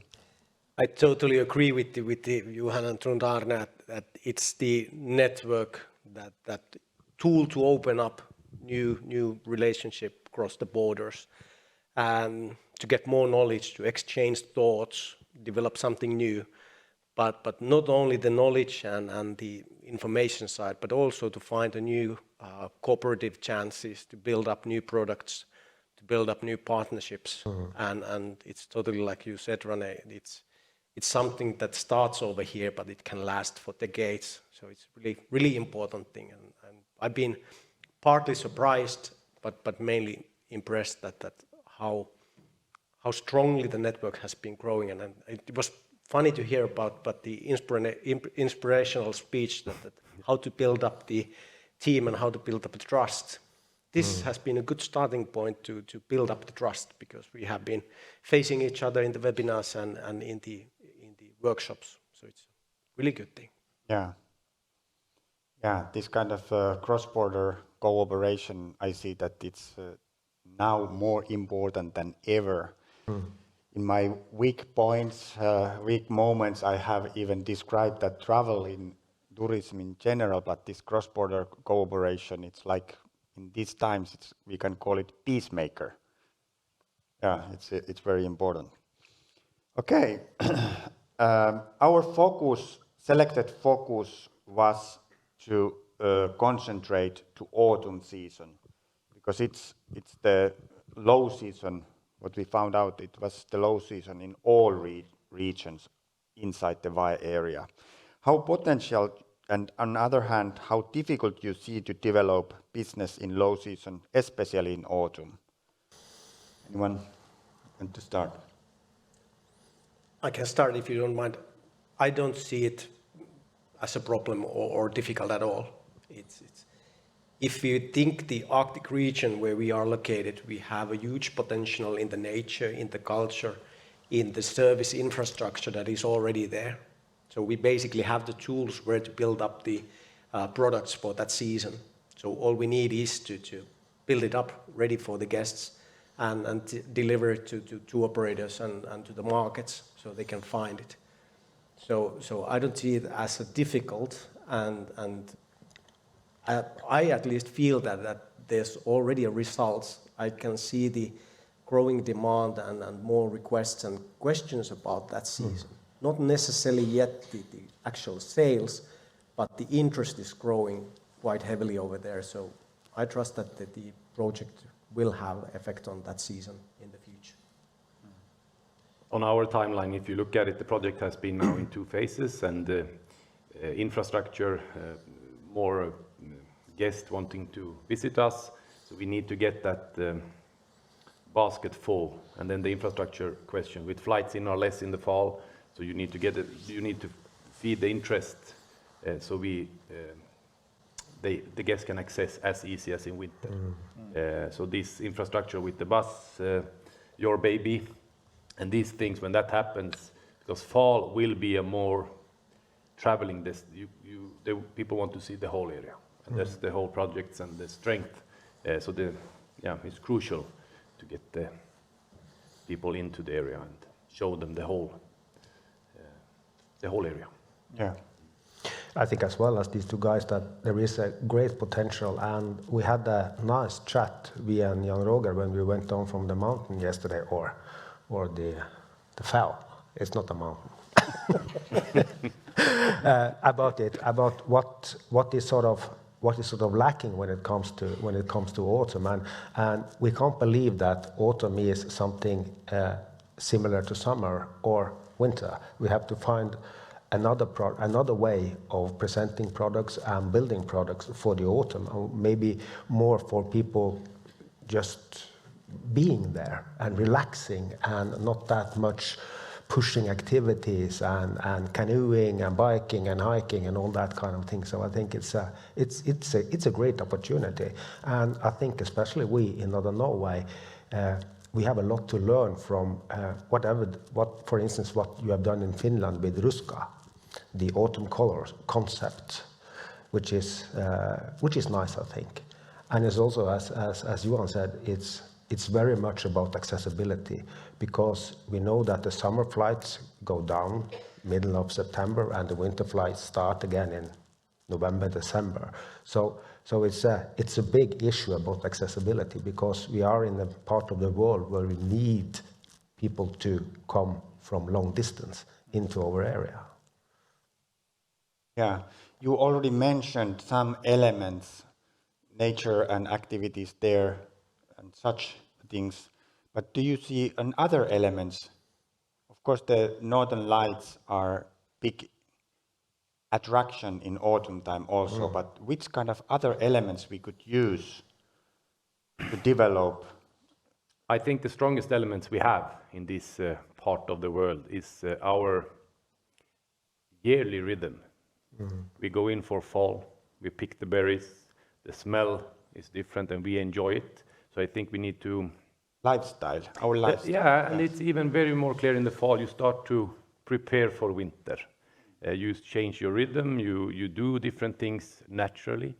A visitor or a guest that arrives, we pick the food and we are out. So it is, I think those elements are very strong, and I think it was yesterday we talked about to show the culture stronger for phase 3, what you have worked with.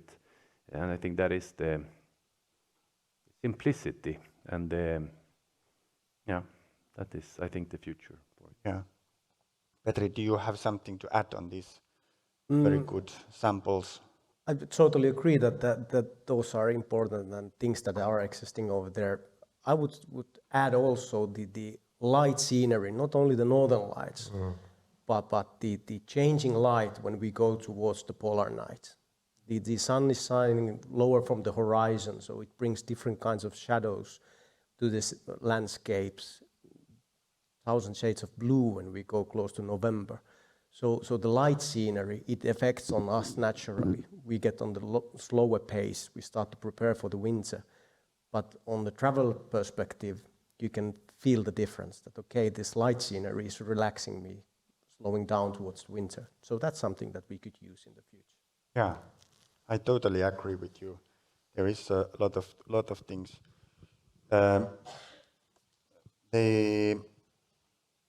Let's change the subject a little bit, but the international study shows that final consumers prioritize sustainability very high when they seek the holiday destination and services. Have you seen this already in your request? Do you get requests from tour operator or final consumers where they point out this issue? I can start. I could say not directly, but I think the market has been that good to show that we are thinking, and I think the market is thinking and acting after it. Because it would be quite, I often say it would be quite stupid to chop off the thing you sit on. And with that, it's our responsibility to act and take decision that are sustainable. So it's no, I don't not. So we have to educate them also, or yeah, for sure. But I not they don't ask for it, and I think they know that we are working with it. I think that I feel quite the same, because answer to the question that do we see the request or demand from the client point of view? Surprisingly little. There are some that points out in the first contact that how is sustainability handled, or we have seen that you have sustainability in the good shape. So it's surprisingly little amount that people are bringing it up. Of course, we cannot know that how much there is background work that they have already done, or how does it affect on the decisions that where do they contact already. But I think that it will increase in the future. So it's really important to keep up and develop the sustainability even more in the future. I agree with you, Petri. And there was also Futures, which is a minority owner of Bestartic, made a survey asking their tour operators worldwide about this with sustainability. And the answer was, yeah, we don't ask that much after sustainability because we see Norway, Sweden and Finland as sustainable destinations. You are the sustainable countries of the world. You are what you are. You are green, you are producing green energy, you are this and that. So it's not been that much request for that. What we've seen, especially this summer, is from companies buying bus tours, is that they have asked for the highest classification of the buses due to the CO2 emissions. So they have asked for Euro 6 buses, and of course we don't have anything else. So there is a growing demand, I think, and I think also it will change during the years. I agree that this region is sustainable if we compare to the globe or Europe, Africa, whatsoever. Are we in the position or phase that we should make this kind of code? Do you remember in Haaparanta we spoke about Tiaki project in New Zealand, and they communicate quite strongly the guiding to the clients what they should do when they come to the region. Are we already there that we don't deny anyone to come, but we will strongly communicate that how we want that clients behave here? Yeah, I think that the customer behavior is going to that direction naturally already. When people are more and more aware of their effect when they are traveling. So they are thinking more and more that what do their own actions affect on the local region. So in a way, there will be a time that there's a demand for that. And I think that we are in the edge on that change, that it might be a good idea to start softly bringing up that this is the way that we live over here. This is the things that affects on the local community. Our home. This is our home. Welcome over here, but there are things that we would like you to take a notice.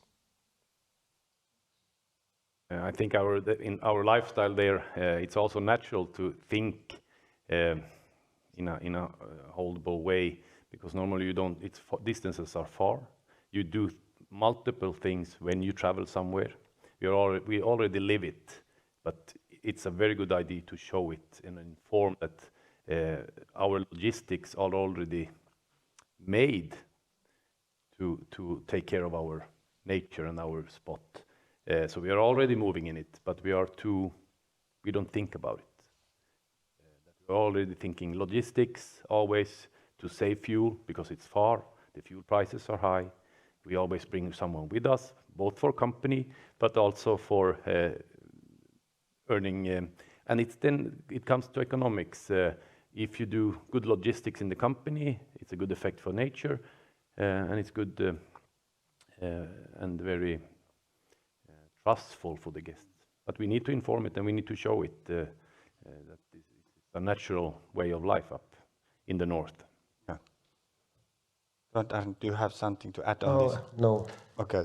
Sisi, you had something. Yes, I was just wondering, we are talking about how we talk and communicate with the potential clients and customers, but how do you communicate with them when they are here? How your sustainability, what you are doing for the sustainability when they are here on spot? Do they know what you're doing? Do they know your story? Yeah, we have like this information. We try to trigger the information flow with the QR codes, so that when they have a forest walk, they come with the info sign and then take their phone and they get information about Swedish allemansrätten, how we think, how we work. We have got the question in one project now when we built Lapland View Lodge. A big question was that, now the impact in nature is bigger when you now build more beds, and it's negative. It was a negative attitude. And then I said, no, you need to understand that if we have 50 beds in one accommodation and the bus have 54 seats, those 4 seats are traveling, there you have the negative footprint. If you have a full bus or a full plane or a plane with, for example, we work with charter, the fuel consumption is lower, the footprint is less. We can transport guests with local bus companies, so they don't need to drive any extra kilometer. Buy our dog food from Sweden. We said that we will try. We used when we started 2005. We made a circular thinking that we buy everything as close as possible, and then we work our way out. Not in price, not in pricing, but we try to work to get the effect. How do you tell that to the clients? With information. With that they search, they get the QR code, they go in and they see our sustainability plan. Okay. They read about the way of acting in nature. So everyone, and then of course information meetings. We have a welcome meeting on every group arriving to our spots, so they get a personal. Nice, thanks. Yep, I can quickly add that we try to do it in the same way, that there's information letters in the rooms, and add to that every time when we have a contact point where we can have a chat with the guests, quite often the talk directs to the sustainability as a local way of life. So it comes out as a discussion. Thank you. It's quite similar by us, and we also try everyone, when we are out on an activity on a tour, we try to tell the story about why don't we, for instance, do a bonfire when we do a chase? Why don't we start? Why do we visit small private owned companies instead of just going out into the nature and polluting? So, and we also have. For this season, we started with garbage, sorting the garbage in the buses. So we tell the story that you are not allowed to leave some garbage in the bus when you leave, but when the tour ends, the driver opens the hatch, and there we have sorting equipment, so they can sort their garbage, and we take care of it. And that's small things, but we see that the guests, they like it. It's in the details. Okay. Thank you. Dancing 4. Thank you. Thank you about that.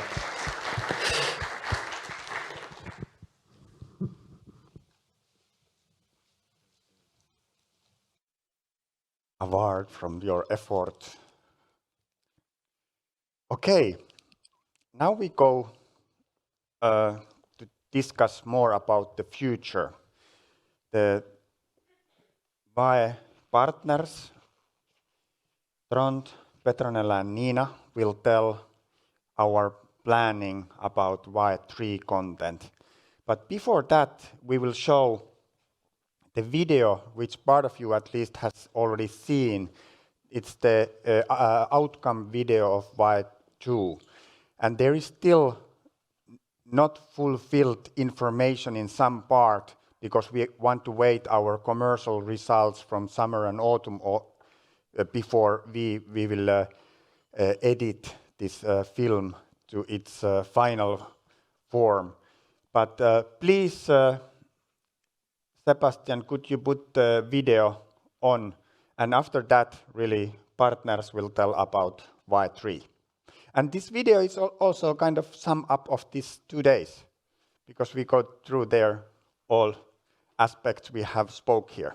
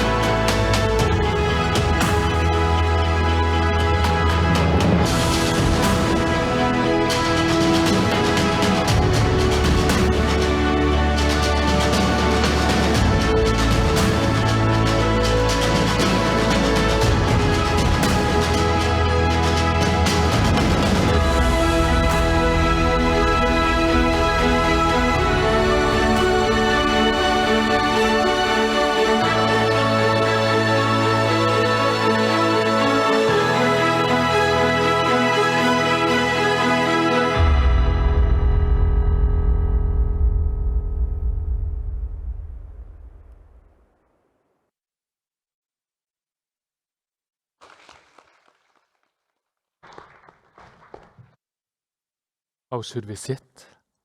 Take a seat. Okay. Decisions. Okay. Do you hear me? Yes. What do we do now? Sit down, relax, close down the project? Or the opposite, to take the next step into the future? I think during these 2 days, we have got a lot of inputs. The marketplace is changing, the climate is changing.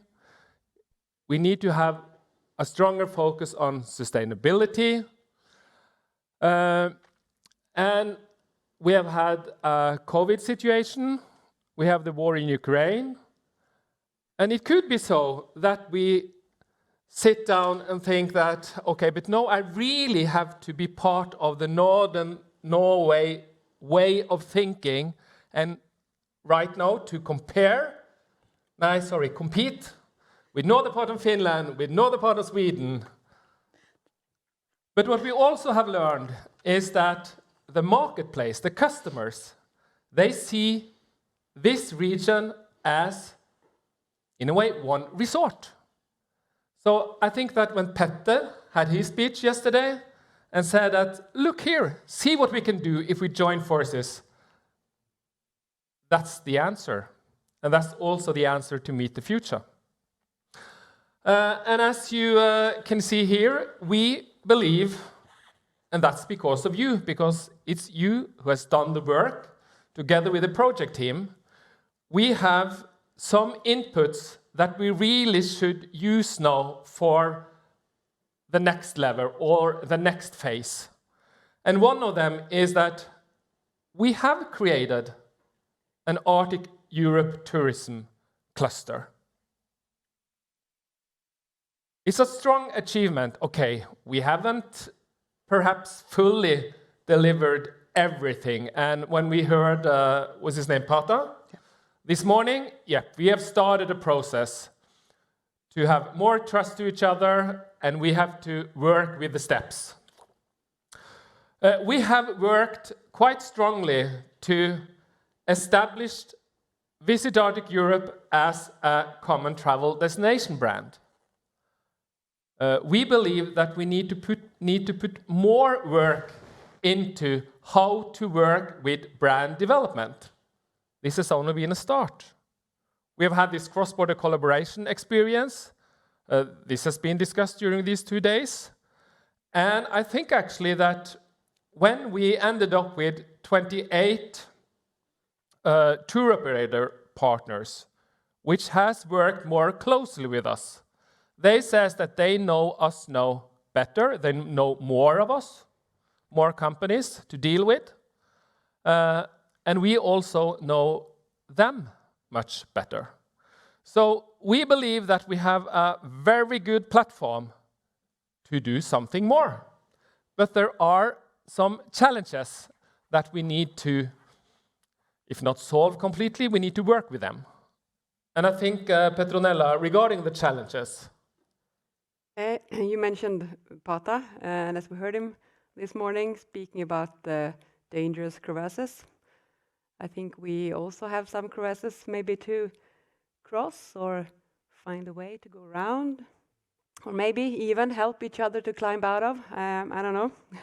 And I mean, now we're talking about the assets and all good that this project and all of us together has achieved, so I don't want to be a party pooper, but I think we really need to highlight some challenges, of course, for the future, which has led us to the overall challenge for our upcoming plans. There is still lack of awareness and knowledge about Arctic Europe as a sustainable destination. Also, we heard yesterday from the tour operator panel, there are interest in more experiences, the authentic experiences. This we need to work on even more. And the post-pandemic travelers, they have new needs, and they're looking for something new, something more. Their behavior has changed, so the digitalization is still really crucial. We need to continue that work, to be skilled, to reach them, to stay visible on the market. And I mean, we can't speak about challenges, not mentioning the pandemic, the uncertainty in the environment. I mean, we have a nearby war that affects us in our daily life almost every day. And of course, the climate change. This is something we really need to address in the future as well. So even if we are good, we can still be better and still plan for the future together.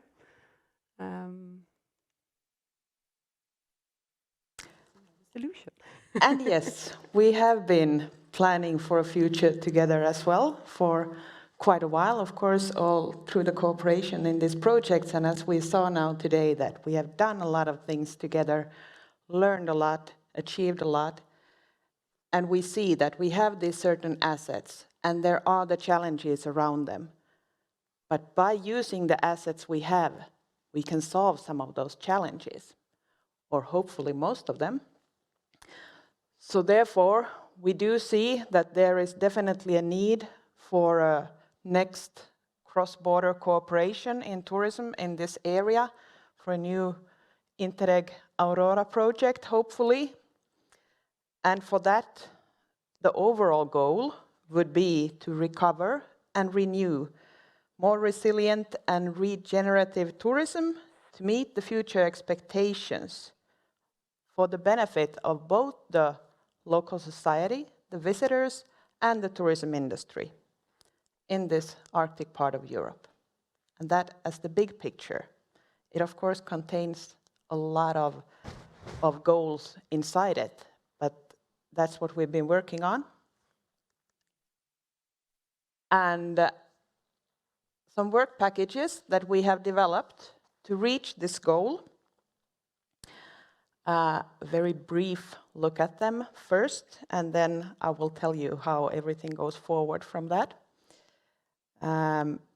First of all, we think we need to connect and attract, and by connecting, we mean both connecting here between ourselves and with our distribution chains, and really work on the development. How can we become more year-round, for example? That was just discussed very much in the previous panel.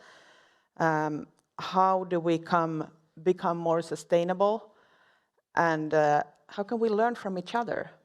Maybe go deeper into the development part as well. And we need to look at the customers in more detail. We need to develop a target group model so that we can identify the right customers for the right place at the right time. And we want to know or grow the awareness of the customers of this area. The message needs to get out there. They need to know what we have to offer. And that's, as we all know, it's a very competitive market, so we need to be shown there. Then, second work package is about digitalize and perform. As we all know, that's one of the big developments that has been going on for a long time and is all the time getting faster and faster. So what we feel that the project needs to do is to help the companies and regions upskill in digitalization and kind of like creating a platform for learning by doing. Try out things. Try out things that you might not be able to try out by yourselves, but learn by testing. So we don't mean that it would be only passively listening or reading, but really be part of trying out those new opportunities and learning about them that way. And then we talk a lot about the social aspect and how do we involve the community at large, and also how do we involve each other even more. So therefore, the third work package we have named involve and engage. And they're very much about matching the right players with each other so that we can show the way we live here. We talk about cultural experiences, but it's cultural on a very broad range. Like, how do we live here? How how is our everyday life and how can we share that with our guests. And also we feel that it's important to include the delivery chain very much in the product development part. I think it was in the panel discussion yesterday that came up as well, that not just, okay, we create a product, buy it or leave it, but really involving each other there. And actually one thing that came up in the previous panel as well, but also in Pata's presentation in the morning, a way of creating a code of conduct for the area.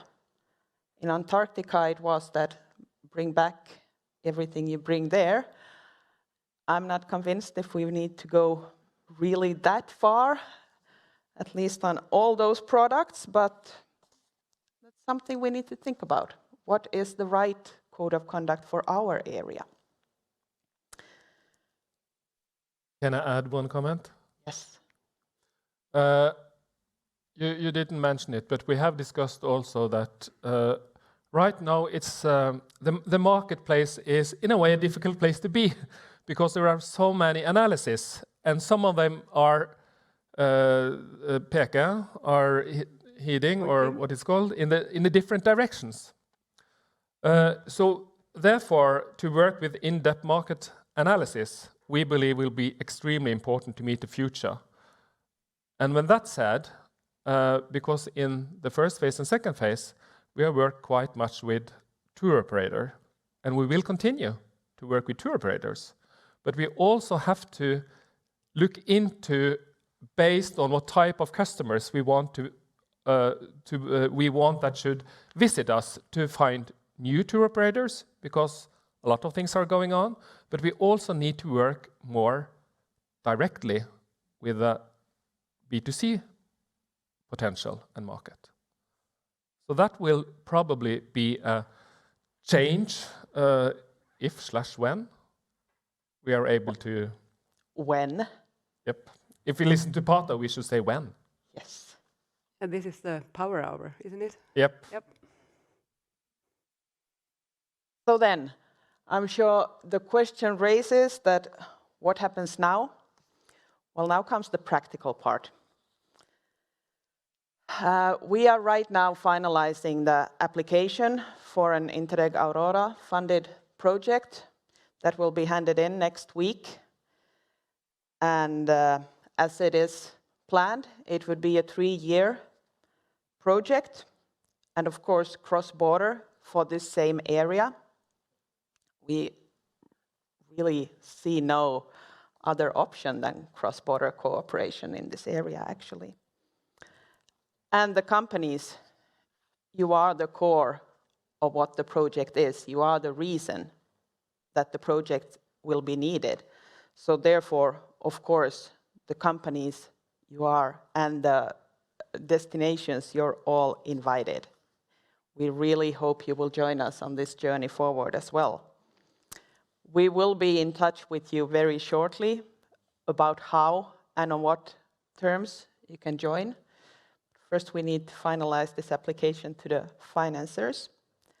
Hopefully, we will hear about the financing decision in November, is what we've estimated at the moment. So then we could start around the change of the year now, hopefully. So, welcome. We really hope you join us on the path forward from where we are now together across the borders in the Arctic Europe. How does this sound? Are you eager to continue?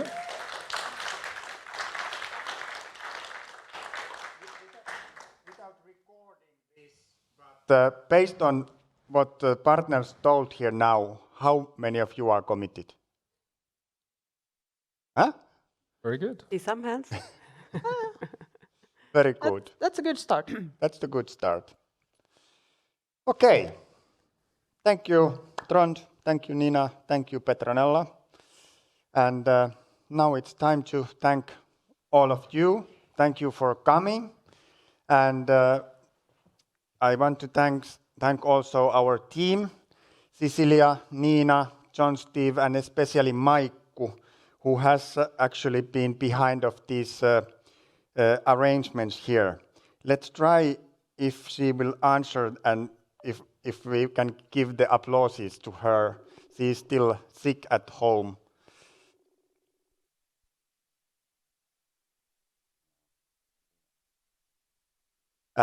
Meanwhile, our farewell lunch will be again down in the Lock restaurant. And after that, please drive safely home. And please leave these name tags and these bands to the table in this lobby. Maikku is here. Shall we give the big hand for her?